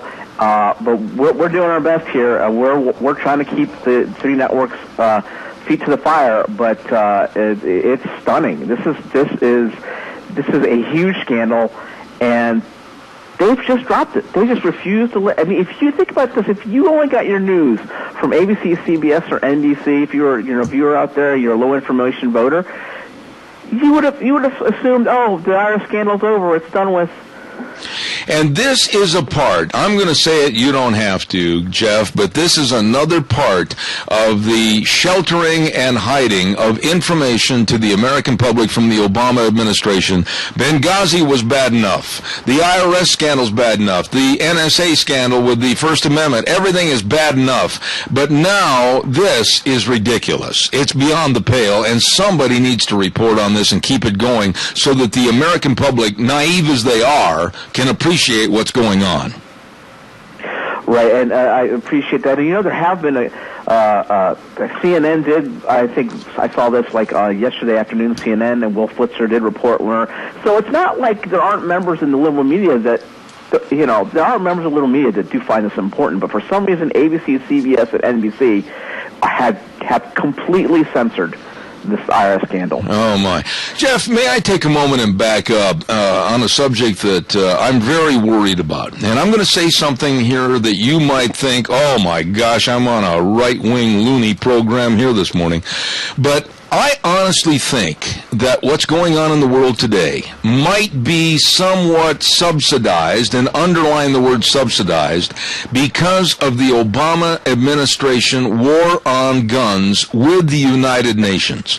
I honestly, in my heart of hearts, believe that the Obama administration, Obama himself, and the United Nations are making a full-court press right now to take that twisted pistol barrel from the front of the New York United Nations and make it a poster child of what's going to happen here in this country. And I'm looking for, in the rest of this man's administrative powers until 2016, more gun control advocacy. What are your thoughts?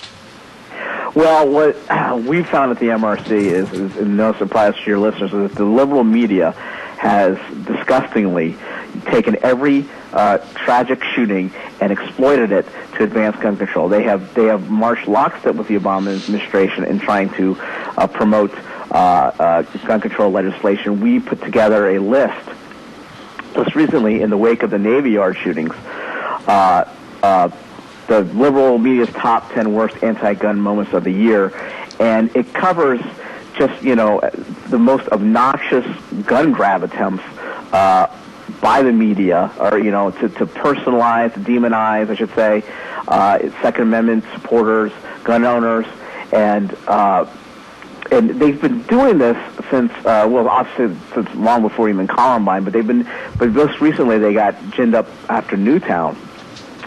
And they have continued, even despite political losses. Obama's gun legislation failed. You had the recall of the two anti-gun legislators in Colorado. But the media is so obsessed with attacking the Second Amendment, using their First Amendment rights to go after the Second Amendment. How ironic is that? What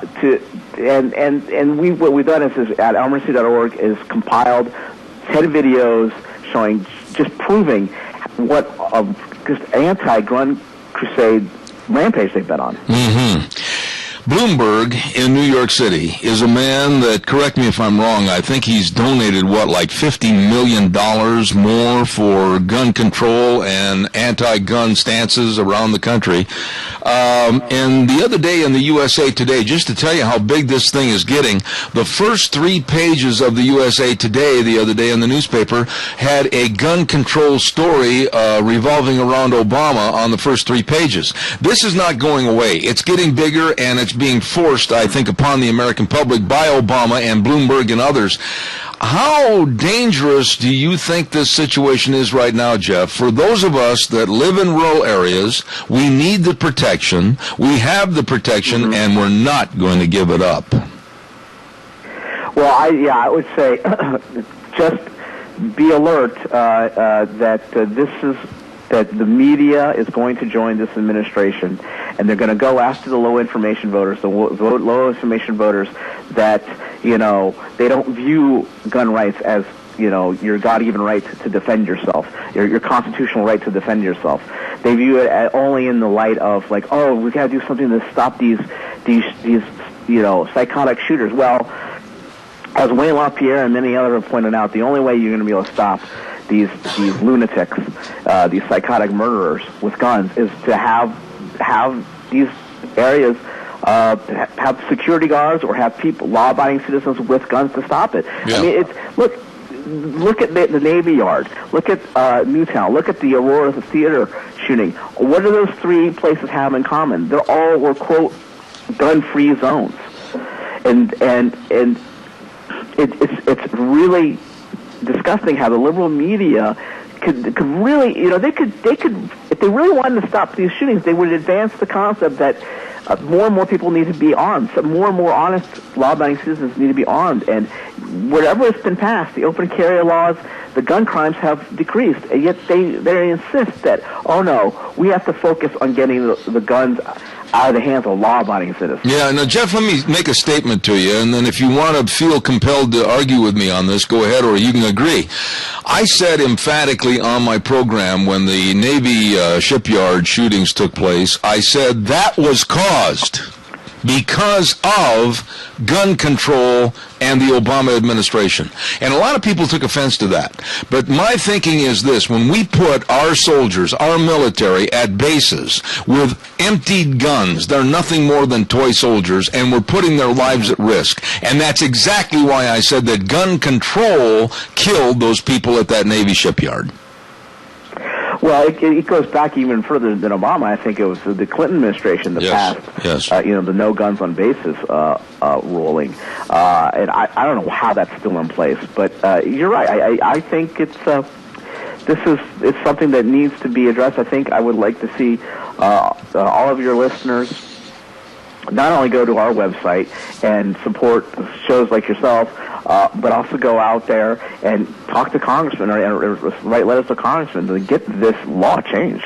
You know, Jeff, let me ask you another question. You're a sharp guy, and you've got a lot of moxie when it comes to this issue and other issues.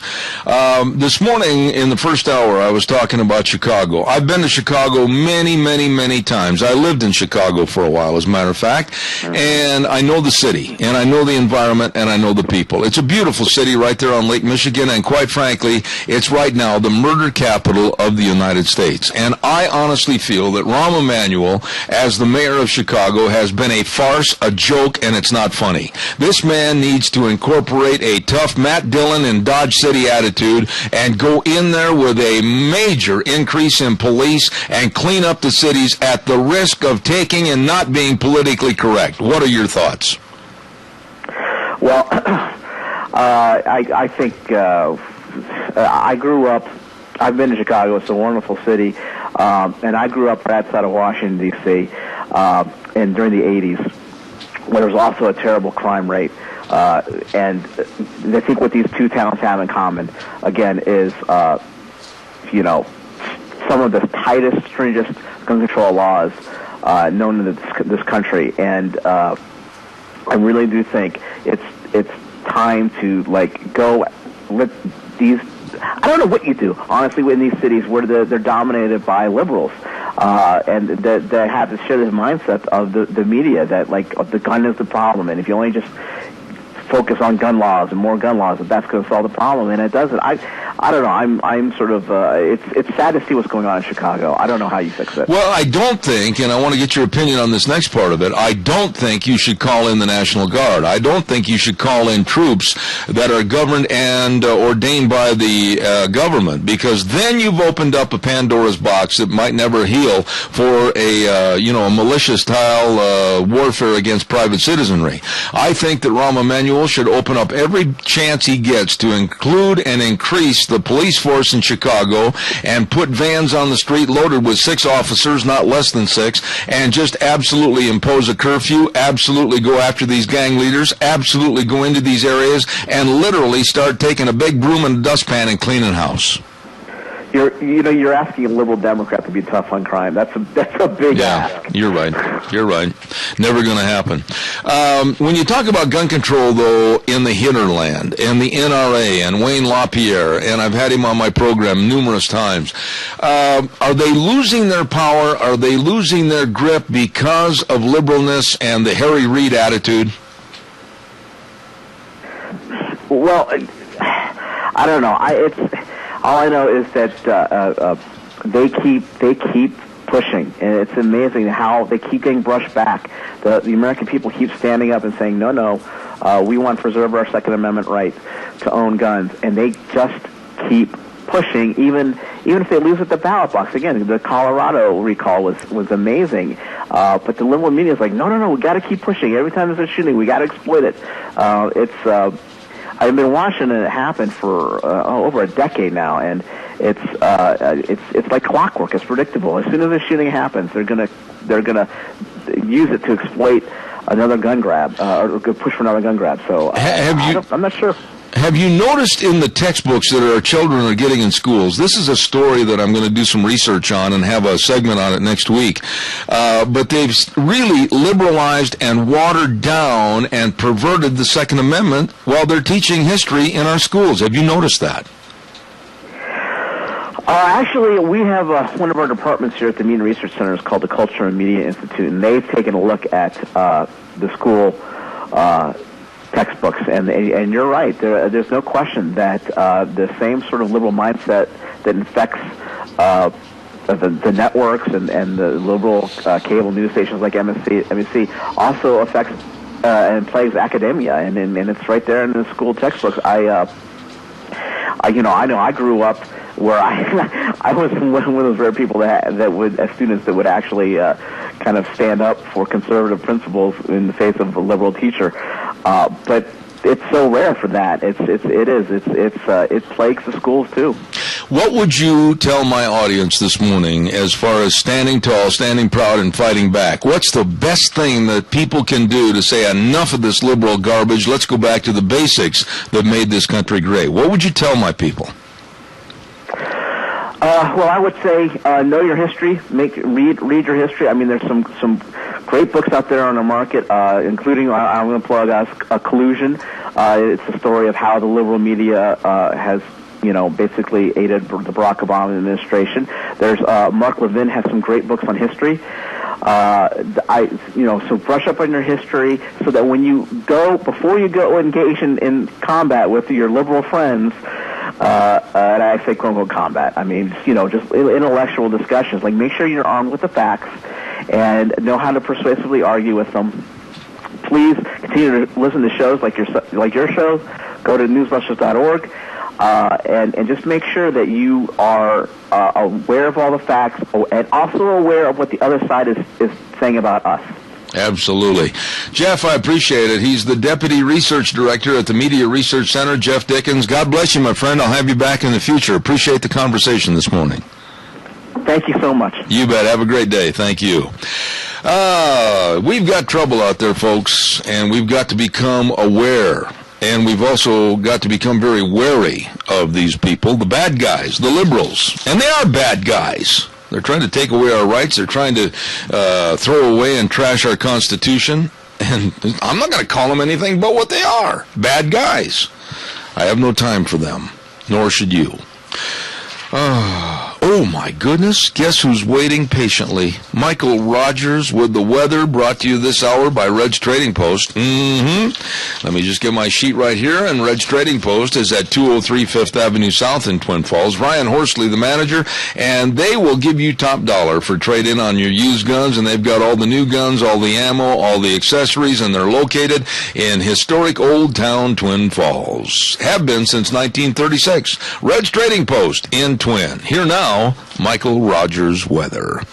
Hi, everybody. Michael Rogers from MichaelRogersWeather.com. Looking for a wet week starting late tonight, going all the way to Thursday night. Now, timing of the storms coming across the Pacific Northwest into the Great Basin, well, let's put it this way. They don't come on time like they're supposed to. But in our forecast today, we're looking for a chance of showers starting late this evening, going all the way into Thursday night. We'll keep you abreast about how things are going. Right now, the big S word, don't worry about it. We're still in fall. We won't see it yet. Have a great day. Enjoy the weather. It's the only weather you got. Thank you, Michael. Red's Trading Post, 203 5th Avenue South in Twin Falls, bringing you Michael Rogers Weather for this hour. I don't know what I have to say on a talk show. I don't know what other guests have to say on a talk show. But when you read, here's a headline. Here's the headline of one of the stories that was in USA Today the other day. Obama calls for transformation of U.S. gun laws. And President Obama called Sunday for a transformation of the nation's gun laws, saying last week's deadly shooting at the Washington Navy Yard echoes too many other killings across the United States, and he said we are going to have to change. Does it mean stepping over the Constitution? Does it mean disavowing the Second Amendment? Does it mean that you and I are the bad guys, the legal gun owners that want to protect ourselves and our families and our property? Is that what it means to have a transformation? Oh, excuse me, let me think about this for a minute. Okay, I'm a legal gun owner, have a concealed weapons permit, never had any crimes, but you're going to take my guns away so that the bad guys that have stolen or have been aided by people in other countries to bring guns and weapons and ammo in here, they're going to have the right to carry because nobody knows they had it anyway, and they're not worried about being legal. They're going to come to my home and cause murder, mayhem, and all kinds of injustice, but I can't protect myself. Are you kidding me? Are you kidding me? I urge, love that word, urge, everyone to save your nickels, dimes, quarters, and dollars and go to the store and become a legal gun owner. And save your nickels, dimes, quarters, and dollars for more ammunition. I urge you.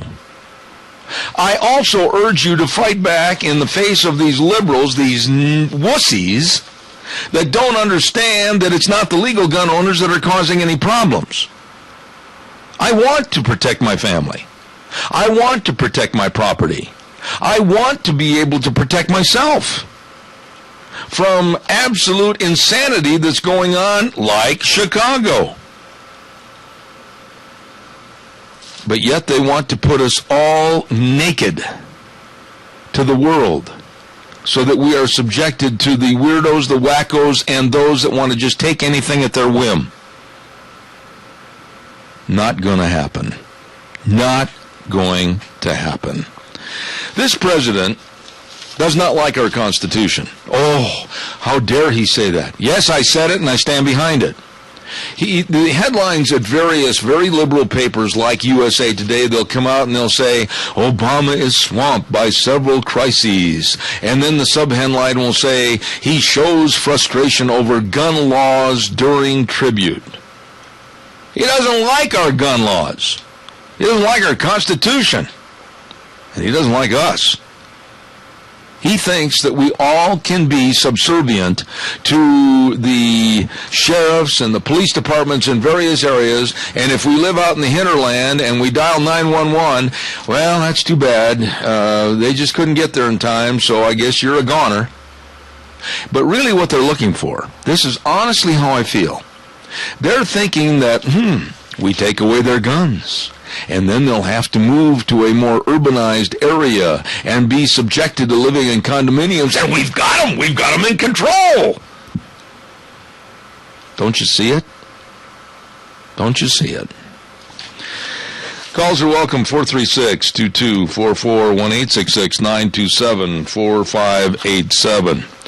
While we have just a moment here, and I'll take another call, the Chadwick Sports Grill, 139 West Main in Burley. They always have delicious luncheon specials every Monday through Friday for just $5.95. Wow, that's the best deal in town. And they've also got a senior citizen dinner special Monday through Thursdays from 4 to 6 p.m., only $5.95. What are they having today? Spaghetti with meatballs. Oh, with garlic toast and super salad. Going to be good. Can you roll spaghetti on your fork and not get it all over you? I never could. Anyhow, I love it.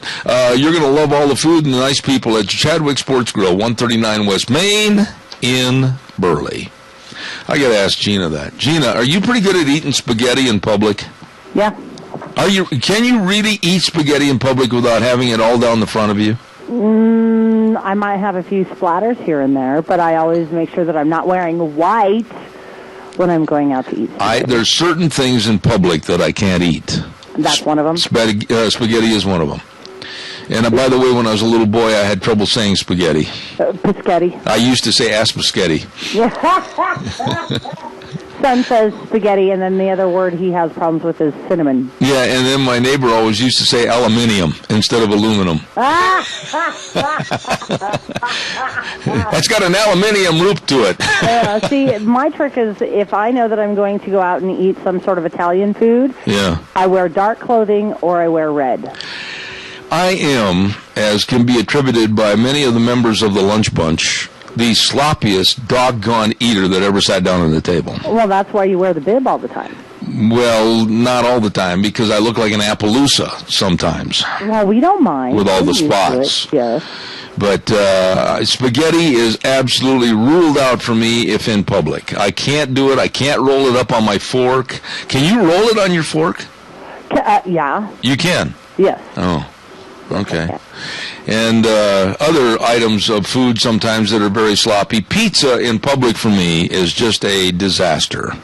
Oh, I love pizza. When I eat my favorite pizza, which is a Hawaiian special with extra cheese and, of course, the Canadian bacon with the pineapple, invariably I will bite into the front of the pizza, the narrow end of the pizza, and have everything slide off into my lap on my Wranglers. Sounds delicious.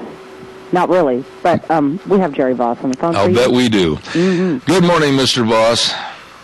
Good morning, Zeb, and you told a lie. No, I didn't. I am the messiest eater there ever was. Oh, man. Well, don't leave me hanging. How come? Leave you hanging? I'm not hanging you. I'm just telling you told a lie. Well. I'm the messiest eater there ever was. I get it clear down to my shoes, not just all over my front. Oh, man. I just never was blessed with really good table graces so that I can sit there and not make a mess. I'm always spilling something. And you know, when I get up from my table, I look down at the floor, and sometimes I think I've put more on the floor than I put in my mouth. I can relate to that. Jerry, God bless you, man. Thanks a lot. Appreciate your call. Hey, you have a wonderful day, and may the Lord bless. Okay, thank you. You know, I love corn on the cob, but that's another thing I will not eat in public. Do you eat corn on the cob in public, Gina? Sure. You I will eat anything in public. I just hope nobody's watching me because I don't care. Do you eat it like you're using the typewriter? Yes. Do you? Yes. When you get to the end of the road, you kind of stop and chomp about 3 or 4 times and then go right back down the other way? A funny thing, quick story, my dog even does the same thing. She loves corn on the cob, and she will do the exact same thing. We've got another phone call. Oh, quick call. Got 30 seconds. Real fast, caller. Go.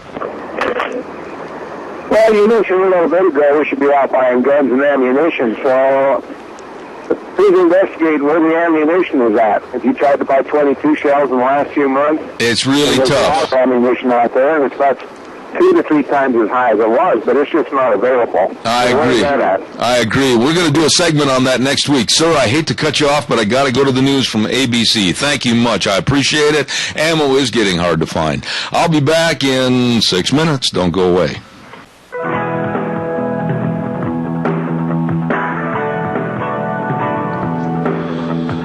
Oh, man. Good morning. I had to get my thoughts together there for a second. Had to remember what I'm doing, where I am. I'm old, you know. Yeah, I'm getting older every day. Big birthday coming up here in the next couple of weeks. Holy smokes. Anyhow, Zeb at the Ranch. I'm Zeb Bell with our major sponsor, your Magic Valley Les Schwab Tire Centers, all 7 locations serving you, along with some of our great advertisers, including Lee's Furniture, Floors, and more at 459 Overland in Burley, and Western Waste Services, always at your disposal. Get on the route service today. Start it. Get rid of your garbage. Call them at 734-6969. Hey, by the way, don't forget Ramsey Heating and Electric offering rebates. Love that word. On qualified Lennox home comfort systems, whether it's a gas furnace, air conditioner, or a heat pump, you and your family will enjoy the comfort. Call 678-0459 and learn how Ramsey Heating and Electric can save you money. Love that word. 678-0459. Call them today at Ramsey's. They sell warm winters and cool summers, as they have for many, many years. Well, there's a gentleman on the phone with us right now that, honest to goodness, he is one of the best organizers. He is one of the nicest people. He is absolutely a historian that knows all about the Bolshevik Revolution. He is an amazing person. And now that I've read everything on the card that he gave me, good morning, Gary Shorsman. Good morning. How are you? I'm good. How are you? Gee, what a build-up. I love it. Who knew you had to live 71 years to get a recommendation like that? Yeah, and you only had to write the card yourself. There you go. Yeah. Hey, Gary, honestly, you have done a tremendous job, along with many, many others, over in Minidoka County for the big centennial. Has everything gone according to Hoyle? Absolutely. This has been one of the better years of my entire life, and I'm going to be 72 in November. Oh, my goodness. Well, give us some of the highlights, would you? Well, what happened last Saturday, and thanks to you and Gina's commentary on the radio for the Nitty Gritty Dirt Band first Minidoka concert, was a tremendous success. And your ad or your commentary with Gina on the radio was absolutely spectacular. I mean, she really sold it good and made it upbeat, and as a consequence, and of course everyone else that was involved in it, it wasn't, I don't mean to put any or leave someone out, but we had about 3,300 people show up at the Minidoka County Fairgrounds for the Nitty Gritty Dirt Band. Mm-hmm. Now, I think that that's a pretty good success. Well, it is, but you know, there's been so many things that you've been involved in. How many different projects did the Centennial actually involve? Well, we started last November selling our 2013 calendars with the courtesy of the Caring and Sharing Festival at Thanksgiving by donating a Christmas tree, and they let us sell our calendars. And then we had a little history event at the museum. And then we had our Chautauqua, our old-fashioned, 100-year-old country show. And we filled Minico Auditorium up, and people just loved it. And prior to that, I must say the thing that made it so easy this year was, for the last 20 years, I had been collecting stories and pictures. I just put them aside and put them here and there because I was always fascinated with history. And I thought, well, one day this will go somewhere. Maybe I can show it to somebody here and there.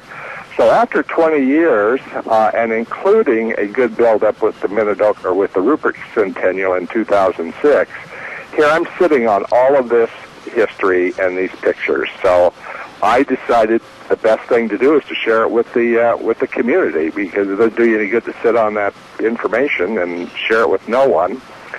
So I did a PowerPoint, and that came off with a bang in January. And then our next big thing we had was I went around, because it's a county event, and decided that we needed to celebrate each one of our towns, including Minidoka, Sequoia, Heyburn, the area of Emerson, and Adelaide, and Paul, and bring everyone together so they don't think that it's just a Rupert event, because it isn't. And so we had a big show at Sequoia, and that city council jumped on board out there and just made it a great deal. And we sold about 400 hamburgers in the town of Sequoia and put it back on the map, and had a great afternoon. And I put together a 150-page history book of Sequoia that no one's done before. So it's theirs, made it $10, so a lot of people would pay for the cost of printing it, and a lot of people they're still buying it left and right.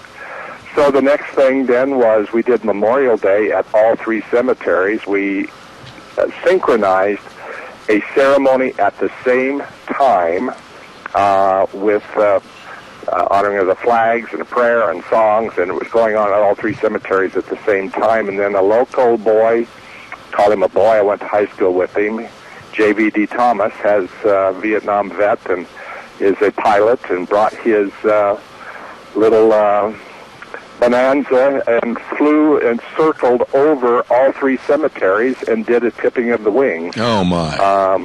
And that was all happened within about 20 minutes of each other. And so we really honored everyone that came before us in all of the cemeteries on Memorial Day. And so that was our tribute to them. And then we did Emerson and Heyburn Day, and we had a wonderful, we had 96-year-old George Hellawell, who I guess hadn't been on stage since he was in grade school, but he got back up and did the Pledge of Allegiance for us there at the bandstand at Riverside Park. Tickles pink, and he didn't miss a beat. So that was a lot of fun. And, of course, then we jumped right into having the 4th of July parade. So we decided we were going to have a float. Well, that float turned into 50 units. So we had horses and tractors and thrashing machines and steam tractors and everything, and it was great all the way through. And the 4th of July Parade Committee graciously let us go first. And so that was our way of saluting the 4th of July and Rupert. And then we jumped right into our Power and Steam show at the fairgrounds for the Minidoka County Fair, and it was a great success. We had 7 guys bring their old tractors and everything steam, with those good old whistles and old turn-of-the-century equipment is what we had there. And it was a great showstopper. The fair board let us have the grassy area, and we just went at it all week long. It was a tremendous amount of work, but we got to showcase, particularly John Remsburg. He got to show all of his stuff, and he has a fabulous collection, but he's never brought it out in mass. So then the next thing is we have Minidoka Day, and I thought, well, how am I going to get people to drive 15 miles out to Minidoka for what? So David Badger and ourselves particularly David, he put together a PowerPoint program of the Union Pacific Railroad, because Minidoka was established about 1881 as the railroad was built through. So he did a real great history, and as he turns out, he also did some research on the meaning of Minidoka. Well, it's not broad expanse like everybody has been saying. Minidoka is really a Sioux language, and David went back and found out that the railroad, Union Pacific Railroad, had a Sioux Indian dictionary. Oh, really? So looking up mini is little, and doka would be water, so little water out there in the desert, or a little spring or subsource, according to how the Indian would have looked at it phonetically or in his mind, but it really means little water or a little spring. So, and that's true. If you've ever been to Minidoka, you know what that would have been like 20 years before the Minidoka project ever even happened. Mm-hmm. So we called it Whistle Stop on the Oregon Short Line, and so we sold 400 hamburgers there. George and Donna Mass followed me along, and we just schlepped all of that, and we had a salsa contest. Well, the people that won the salsa contest were from Minidoka, and they donated the money to George and Donna's POWMIA. And we showed the PowerPoint program and sold more books and had our flags, and the car clubs were there. So each place we went, people supported the Centennial, and Minidoka hasn't seen that many people since the railroad came through.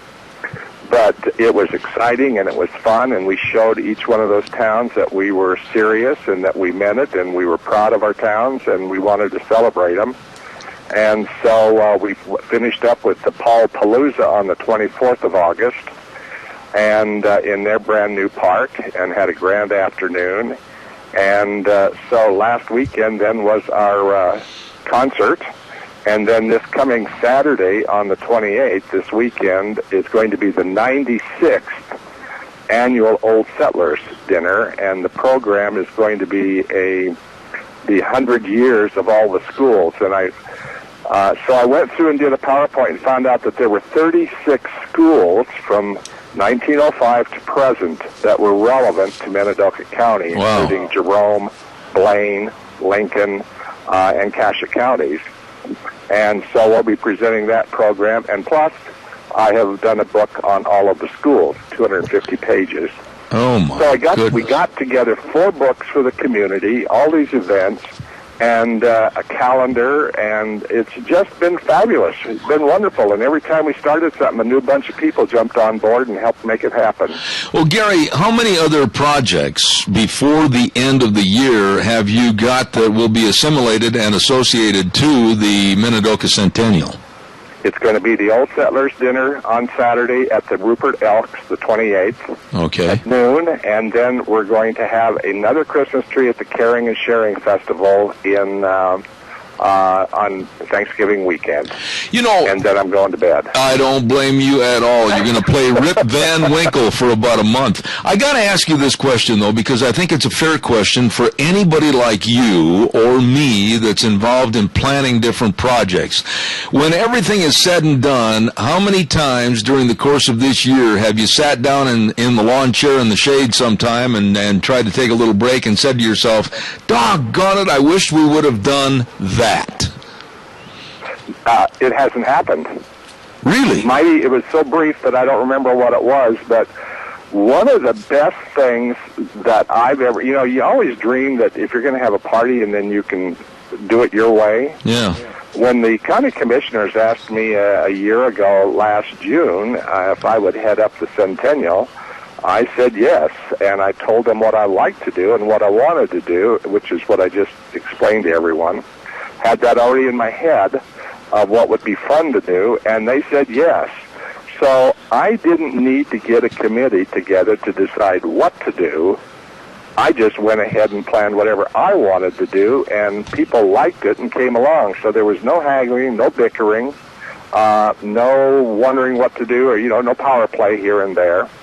But the best part is that each one of those, a new group of people said, I'll help. Mm-hmm. And they came in and they were church groups, business groups, individuals. So I can truly look at this year and say, I wouldn't have done it any different. I love that. What's been the biggest plus that you've taken away from this event, Gary? You personally, once you get into this thing, it takes a heck of a lot of work, it takes a heck of a lot of planning, it takes a heck of a lot of strategy, but when everything's said and done and the dust settles, what's the biggest thing that you, Gary Shoresman, are going to take away from being the chairman of this big event? Well, what this gave me was the self-confidence. Now, a lot of people don't think that, I was never too confident, but I had a really tough childhood here, and I graduated in 1960, and I was not a very happy camper, and I wasn't a very good student, but I masked everything with humor. So with humor, you can, get through pretty good. But coming back here and being accepted into the community after being gone for 40 years, and jumping right in with all fours and making new acquaintances with kids or people that I hadn't seen since high school, and getting a slap on the back and all these compliments, it's like I came full tilt. And for anybody who tells you you can't go home, the heck you can't. And it worked, and like I said, I'm happier now than I've ever been. And you don't need to. Everybody's got a story, so you don't need to go into the boo-hoo of it all. But stuff happens, and what are you going to do about it? So you persevere and pick your pants up, and go. Yeah. And so here I am, and I'm thinking, I can't hardly even believe that life is so good to me at this moment, and I have as many friends as I do. You always hope for it. And it turns out, I'm sure not everybody likes me, but that's okay. I like me. That's the better part. Is there a opportunity here, and I'm probably saying things out of school, but is there an opportunity here where you might consider doing an overall viewpoint of a book of this event, or possibly a video that could be constructed so that it could be a keepsake for people as to what happened for Minidoka County's 100-year centennial? What's in the offing? I did put together 500 pictures of the entire 100 years of Minidoka County, and it's been on sale all year long. I see. might have failed to say that. Mm-hmm. So it's on CD and DVD, and it covers it all quite well, and they're all captioned. The other thing I did leave out was a year ago, last fall, decided that we wanted to dedicate the centennial to the youth of Minidoka County and maybe approach the idea of having an essay contest. So I went to Dr. Scott Rogers and the principals of all the schools, and they said yes. So we had 1,100 entries were turned in from all 9 schools, including the Catholic school, of why they loved Minidoka County, and if you want to know where you're going, how did we get here? And so we gave out through private donations, people giving $25 or $50 or $100 or more. We gave out $1,245 scholarships, each first, second, third prize for all of the young kids. So I went to every school and I gave 14 PowerPoint presentations to classes. So all the young kids got to see it. They got to write an essay on it, and they got to be a part of the centennial. Wow. I mean, this is really something. I want to tell you this not only because you're a good friend, but because you're such a great organizer. You have done an outstanding job, and I certainly hope that everybody in the area comes up and says, "Hey, Mr. Littlewater," Gary Shoresman, thank you so much for your effort. Boy, I tell you, that means a lot, doesn't it? Well, it sure does. And I never did it to get anything to start off with. It never occurred to me that all of this would be met with such enthusiasm. Like, you put a book together and you think, well, I'll put it together and throw it out to the museum. Maybe somebody will want to look at it. But we've sold hundreds, and they're still selling them. And I've got the school book is going to be out on Friday. It'll be featured at the Elks on Saturday. But when people start coming and liking it, gosh, that is like having fabulous frosting on top of a fabulous cake. Oh, man. And it's like, I love it. I don't have to pinch myself, but I've learned old enough now, with a little bit of wisdom and years behind me, long in tooth, I've heard you say, on some occasions, is I can really appreciate this now, to be appreciated. Well, all of us, at one point in our life or another, we should take the time to give back to our communities, and you have, and kudos to you for your efforts and all the people that were involved for the Minidoka County Centennial. Absolutely a great job, Gary. I'm proud of you. I really am. I have to do a blanket thank you to everyone in Minidoka County, but we also went across the river because the Burley Reminder gave us one heck of a deal on all of our printing. And they did a great job, and So there were people from Cassia County that crossed the river and came and helped us make this. But every organization, every group in Rupert jumped forward and made this happen, and so they were all part of it. I could never have done it alone. You can plan a party, but it doesn't do you any good if no one comes. Absolutely. Well, listen, don't sit in that geezer chair too long and rest on your laurels, because I'm going to have you back on the program in the future so that we can talk more about the comparisons of the Bolshevik Revolution versus what's going on today. Gary Shorsman, I just absolutely tip my resistol to you. God bless you for all your effort. Hey, I got one more thing. Have I got a second? Yeah, quick. I was approached by Arcadia Publishing Company in South Carolina to do a Rupert book. And they do all these neat little books, and you can find them at Barnes & Noble, and I'll work with the computer through them, and it'll end up being about 250 pages. And it will be officially published next July of the town of Rupert. And so that's quite exciting.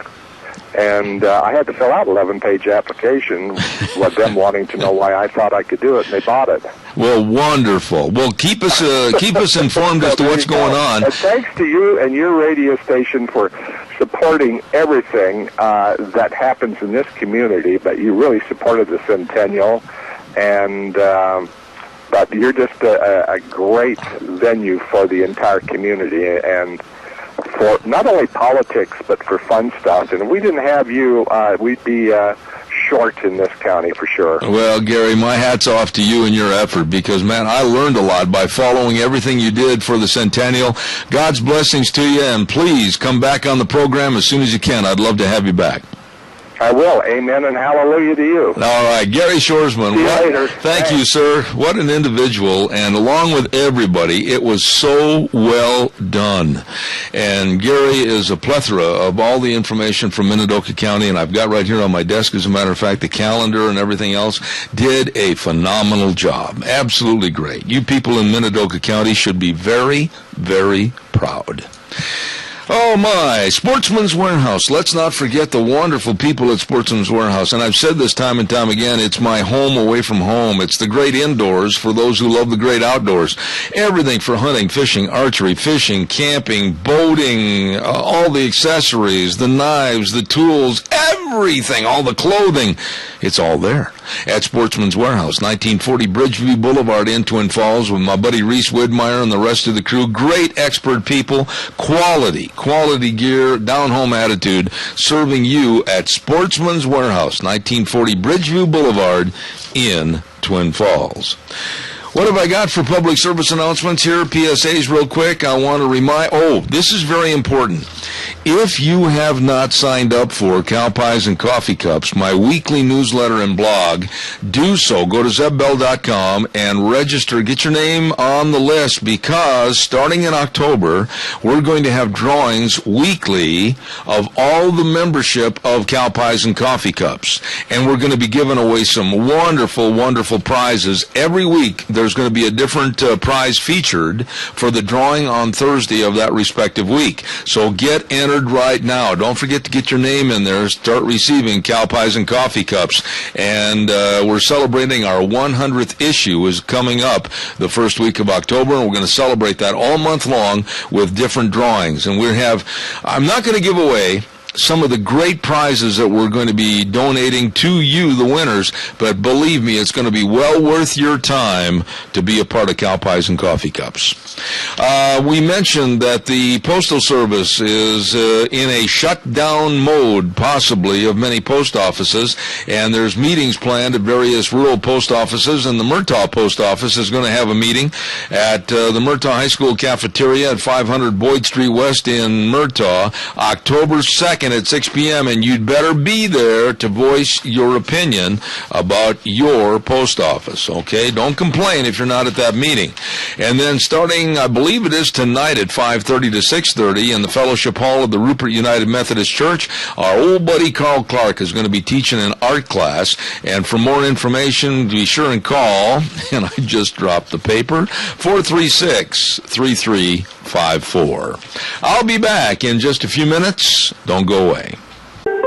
And now Now back to Zeb at the Ranch on AM 1230 KBAR. To reach Zeb, call 436-2244 or toll free 1-866-927-4587. And now, here is Zeb. Oh, welcome back. Last half hour, we're down the home stretch. Zeb at the Ranch on a Tuesday, September the 24th. And Deanne, if you would take her and put her someplace else so that she doesn't bark, it's going over the microphone, I'd sure appreciate it. Little Ruby sometimes gets all upset if somebody shows up. We're going to do something this morning a little different in the last half hour, and I was sent about a 13-page, it's really a short read, even though it's about 13 pages, about if you were born into and survived the 1930s, 40s, 50s, 60s, and 70s. Well, that's part of the decade that I was born in, as a matter of fact, back in the 40s. And I thought this is really interesting, and I'd like your comments on it after I'm all finished. And here we go. First, we survived being born to mothers who sometimes smoked and or drank while they were pregnant. They took aspirin, ate blue cheese dressing, tuna from a can, and didn't get tested for diabetes. Then after that trauma, we were put to sleep on our tummies in baby cribs covered with bright colored lead-based paints. We had no child-proof lids on medicine bottles, locks on doors, or cabinets, and when we rode our bikes, we had baseball caps on, not helmets, on our heads. As infants and children, we would ride in cars with no car seats, no booster seats, no seat belts, no airbags, bald tires, and sometimes no brakes. Riding in the back of a pickup truck on a warm day was always a special treat. We drank water from the garden hose and not from a bottle. We shared one soft drink with 4 friends from one bottle, and no one actually died from this. We ate cupcakes, white bread, real butter, and thick bacon. We drank Kool-Aid made with real white sugar, and we weren't overweight. Why? Well, because we were always outside playing. That's why. We would leave home in the morning and play all day, as long as we were back when the street lights came on. No one was able to reach us all day long. And you know what? We were okay. We would spend hours building our go-karts out of scraps and then ride them down the hill only to find out we forgot the brakes. After running into the bushes a few times and trees, we learned how to solve the problem. We did not have PlayStations, Nintendos, and Xboxes. There were no video games, no 150 channels on cable, no video movies, no DVDs, no surround sound or CDs, no cell phones, no personal computers, no internet, and no chat rooms. You know what we did have? We had friends. And we went outside and we found them. We fell out of trees, got cut, broke bones and teeth, and there were no lawsuits from these accidents. We ate worms and mud, pies made from dirt, and the worms did not live in us forever. We were given BB guns for our 10th birthday, made up games with sticks and tennis balls, and although we were told it would happen, we did not put out very many eyes. We rode bikes or walked to a friend's house and knocked on the door or rang the bell or sometimes just walked in and said, "Hi, how you doing?" Little League had tryouts, and not everyone made the team. Those who didn't had to learn to deal with disappointment. Imagine that. The idea of a parent bailing us out if we were broke the law was unheard of. They actually sided with the law. These generations have produced some of the best risk takers, problem solvers, and inventors ever in the history of mankind. The past 50 years have been an explosion of innovation and new ideas. We had freedom, we had failure, we had success, and we had responsibility, and we learned how to deal with it all. If you are one of them, congratulations. You might want to share this with others who have had the luck to grow up as kids before the lawyers and the government regulated so much of our lives for our own good. While you're at it, forward it to your kids so they will know how brave and lucky their parents were. Kind of makes you want to run through the house with scissors, doesn't it? The quote of the month is by Jay Leno. With hurricanes, tornadoes, fires all out of control, mudslides, flooding, severe thunderstorms tearing up the country from one end to the other, and with the threat of swine flu and terrorist attacks, are we sure this is a good time to take God out of the Pledge of Allegiance? For those that prefer to think that God is not watching over us, go ahead and delete this. For the rest of us, pass this on with a small prayer. God determines who walks into your life. It's up to you to decide who you let walk away, who you let stay, and who you refuse to let go. I need this back. If you'll do this for me, I'll do it for you. When there is nothing left but God, that is when you find out that God is all you need. Take 60 seconds and give this a shot. All you do is simply say the following small prayer for the person who sent you this. Dear Father in heaven, God bless my friend in whatever it is that you know that they may need this day. And may their life be full of your peace, prosperity, and power as he or she seeks to have a closer relationship with you. Amen. In God we trust. Whew. I don't know about y'all out there in Radio Land, but that kind of sums it up. We are so overprotective. We are so overzealous to make sure that everything is perfect for our kids today, and the government is absolutely ready to step in and absolutely manipulate and manufacture any and all problems or try to correct any and all problems. How did we ever make it in our generation? How did those that were born in the 30s, the 40s, the 50s, the 60s, and 70s, how did they ever survive without all the government involvement and manipulation? Give me a call, 436-2244, 1-866-927-4587. Good morning, caller. You're on the air. Morning, Zeb. Yes, sir. I'm sorry to say that I'm one of the deprived generation. No, Doc, wait a minute. There's a time for seriousness and there's a time for frivolity, and right now this is not a time for frivolity. You're not deprived. Don't even admit that that might even be a part of it. We were one of the... What do they call that generation? Wait a minute. Wait a minute, Doc, wait a minute. We were one of the blessed generations, and that's how I want to state it.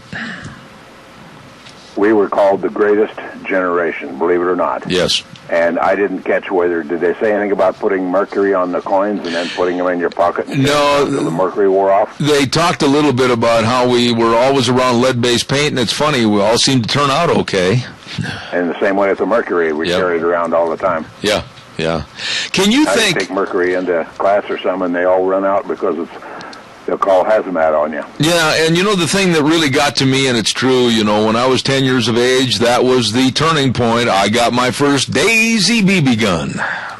Yep, well, I didn't get my first gun until I was 12, but it was my own shotgun then. Well, see, and we all lived through it, and when you look at today and how pure and how absolutely sanitized everything has to be for our kids and the government involvement, you can't do this, thou shalt not do that, isn't it time we stood up on our back legs and kind of go back to the statement I make at the end of my program, the way things were are the way things ought to be?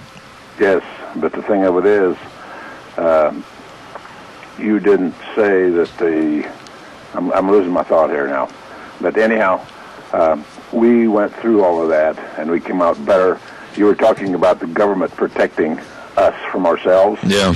It's not protecting us from ourselves. It's protecting us so they can utilize us as a person on the plantation. I couldn't agree more. Exactly what it is. I couldn't agree more. It's a 7-letter word, control. Yes. Doc, I appreciate your comments. Good to hear from you again. Take care, my friend. God bless. God bless you. Thank you. There's so much in here that I can relate to. Drinking water from the garden hose and not from a bottle. Man, I can remember we used to, at Curtis Mill Elementary School, we used to play other elementary schools in softball. And everybody get together between innings, and we'd all go over and share the same garden hose. Turn it on, and get a drink of water. We didn't have all the bottled water and everything else. And boy, I mean, my grandma and grandpa, they served real butter and real thick slices of bacon, and my grandma and my mom with homemade bread. And the other part that really hit me hard when I read this was we were never home because we were always outside doing something with our friends. And if they wanted us, they had to come find us because, man, we were out. I lived on a farm. We might be over at the Lemke farm. We might be over at the Pfefflin farm. We might be over at the Nottestead farm. We might be doing any number of things. But you know what? We never really got in trouble. Never really got in trouble. And yeah, we tried building those fancy go-karts, or whatever you want to call them, going downhill, and I agree. The first one I tried to make in manufacture, no brakes, and smashed it into a tree. I can remember that. And just all the things that they talk about, we came out okay. And now we're trying to protect our kids in this generation from everything. And the government wants complete control. The government wants complete control. What are your thoughts about this? Kind of a walk down memory lane as to really the way things were are the way things ought to be.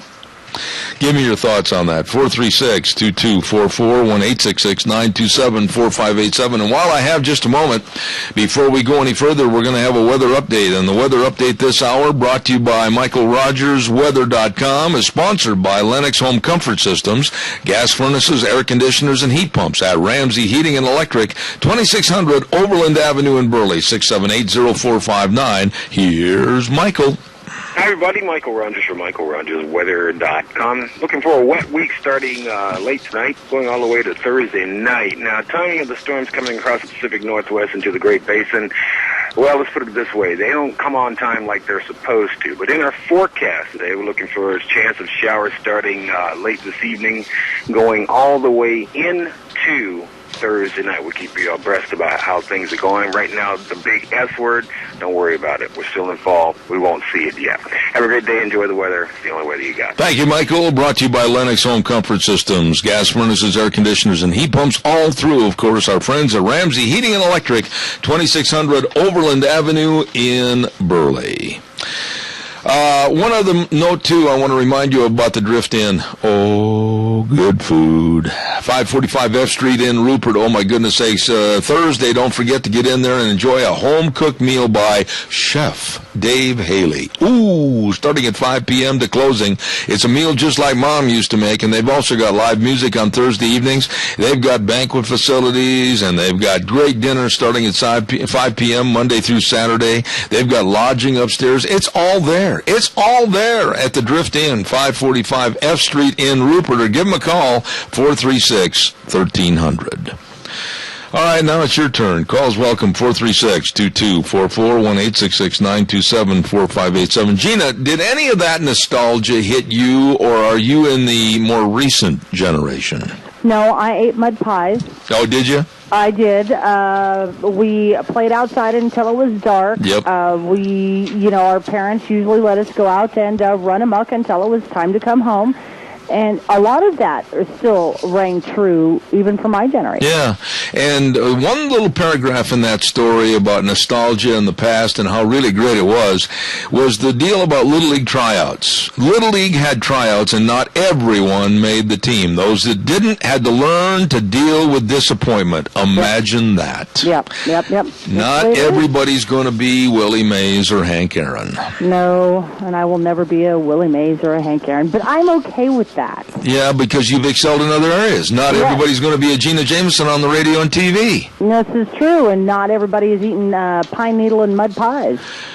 Pine needle and mud pies? That must have been a real hit on the menu up there in northern Idaho. Well, it was. I was living with my grandparents at the time, and my aunt, who was actually 6 months younger than I am, we would go outside, and, of course, northern Idaho, and we would make pine needle mud pies, and we would have our little party outside with our dolls and have pine needle mud pies.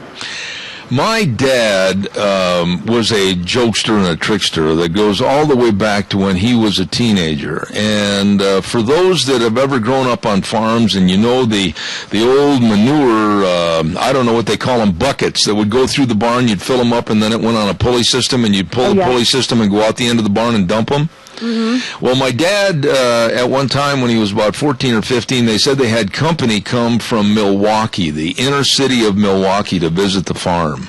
And they wanted to take a ride in the bucket. They didn't say it was a manure bucket. They just said a bucket. And my dad and his brother fixed them up, got them in the bucket, and dumped them in the recycled alfalfa. And boy, my dad and my uncle, they caught holy bejeebers over that, let me tell you. I bet they did, and maybe that's where you get your sense of humor, mister. Oh, I don't know. I love a good prank every now and then. Pranks are always fun, but, you know, it's kind of funny how things have changed as the generations have changed, and I really wish that we could go back to the way things were. You know, the thing is, much simpler times. People were much more connected to the community instead of connected to technology. Yeah, but you know, you said something a minute ago, and I think it's true, and I'll stand up to anybody on this. We've lost our sense of humor in this country. We have lost our sense of humor because, why? Political correctness. Yes. We've lost our sense of community, and we're more connected to technology. If you put a couple of kids in a manure bucket today and sent them out sailing through the end of the barn and pulled the trip latch, you'd be in court with lawsuits. Yeah, you would be. Yep. You would be. And you know what? Come on. There's nothing wrong with that. I mean, we all need to have a little bit of fun when we're living out on the farm. Oh, man. I think some of the pranks that we pulled, not too many of which I'm going to put on the radio because I don't want to give anybody any ideas. But we got away with murder and mayhem when I was a kid. Yeah, we did too. And yes, I haven't poked anybody's eyes out, but we threw many sharp objects back in the day. And we have a caller, and I bet you without even guess, well, I'm not going to hesitate to give a guess. I think it might be one of our old stalwarts right here. Good morning, you're on the air. Hey, Zeb, the other day my kid got in trouble and I had to ground him. And so I couldn't figure out exactly what to do, so I sent him outside for an hour every night to play with a stick. You know, that's no kidding.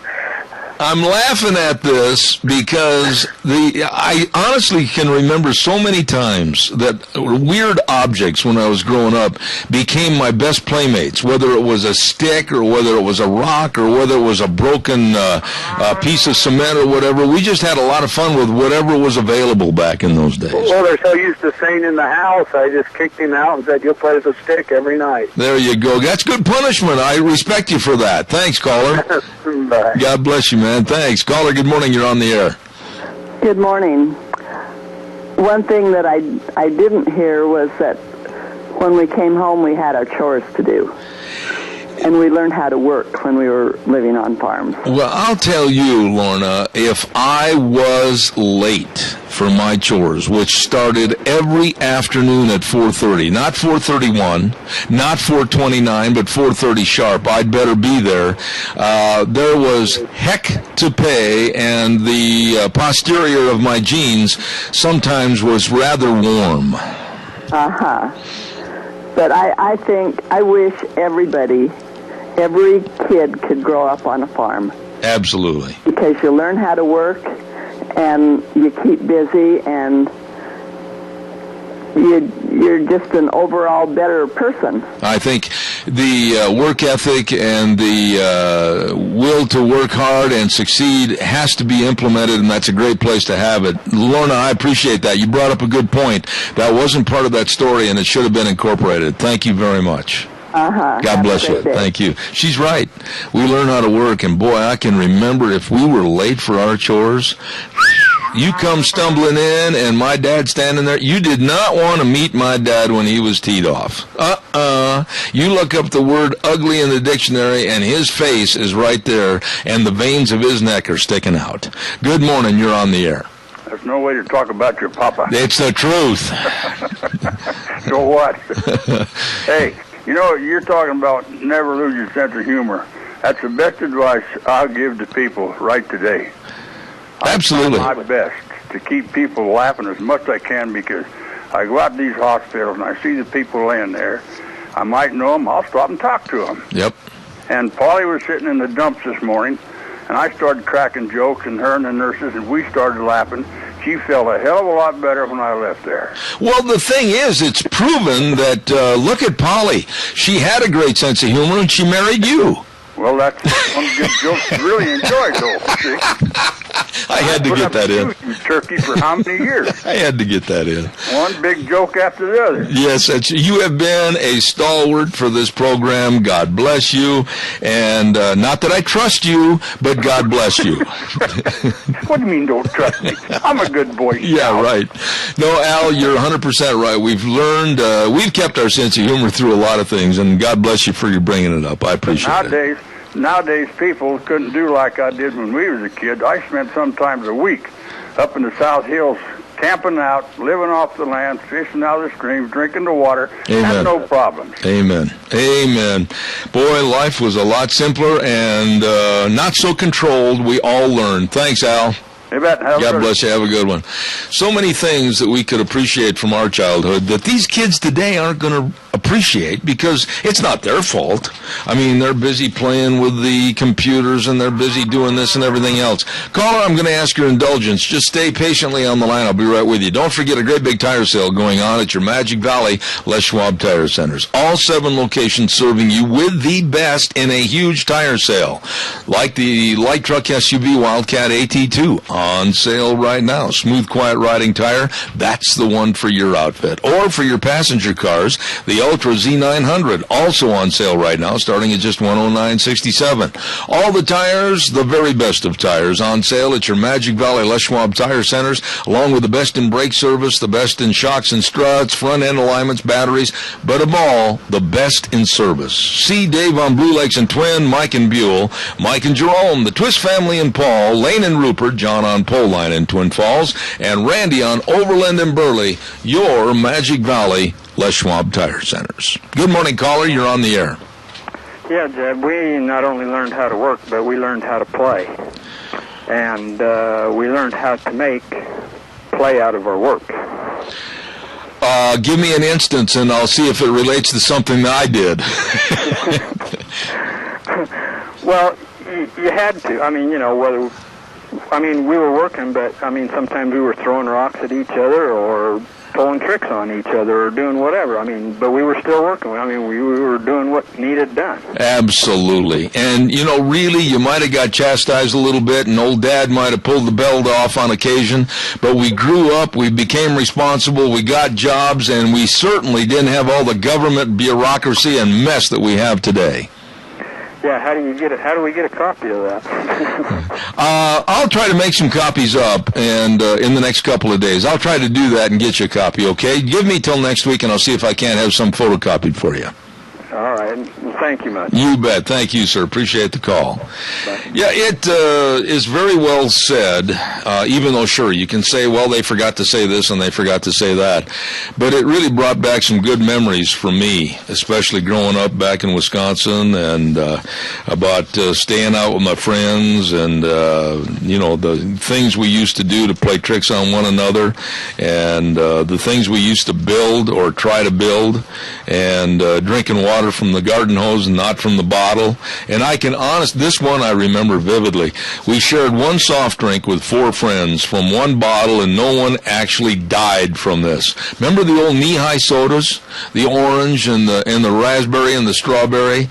And we only had just enough change in our pocket to buy one, and we split it 4 ways with our friends. We did it. And we didn't die. Holy cow, can you imagine that? Tomorrow on the program, let's see what we've got cooking. Doug Johnson's going to be on the air from Colorado. And then we have Marita Noon. Now, Marita is absolutely one of the best experts on energy, or the lack of, with the Obama administration. And she's going to tell us exactly what we need to be doing, what we have to do to be energy survivors in this Obama administration. She's going to be very interesting. And then at 10 o'clock, we're going to be talking about Agenda 21. We have Adrian Arp, Dr. Adrian Arp, coming out for the entire hour. So don't miss That's it. We're going to have a lot of fun tomorrow. We will go through the slogan that I live by, and it is true. The way things were are the way things ought to be. Think about it. Zeb at the Ranch on a Tuesday. God bless you. We'll see you tomorrow morning at 8:06. We'll saddle the horse and ride for 3 hours. And thank you for listening. Have a great day. Be careful out there. See you tomorrow morning.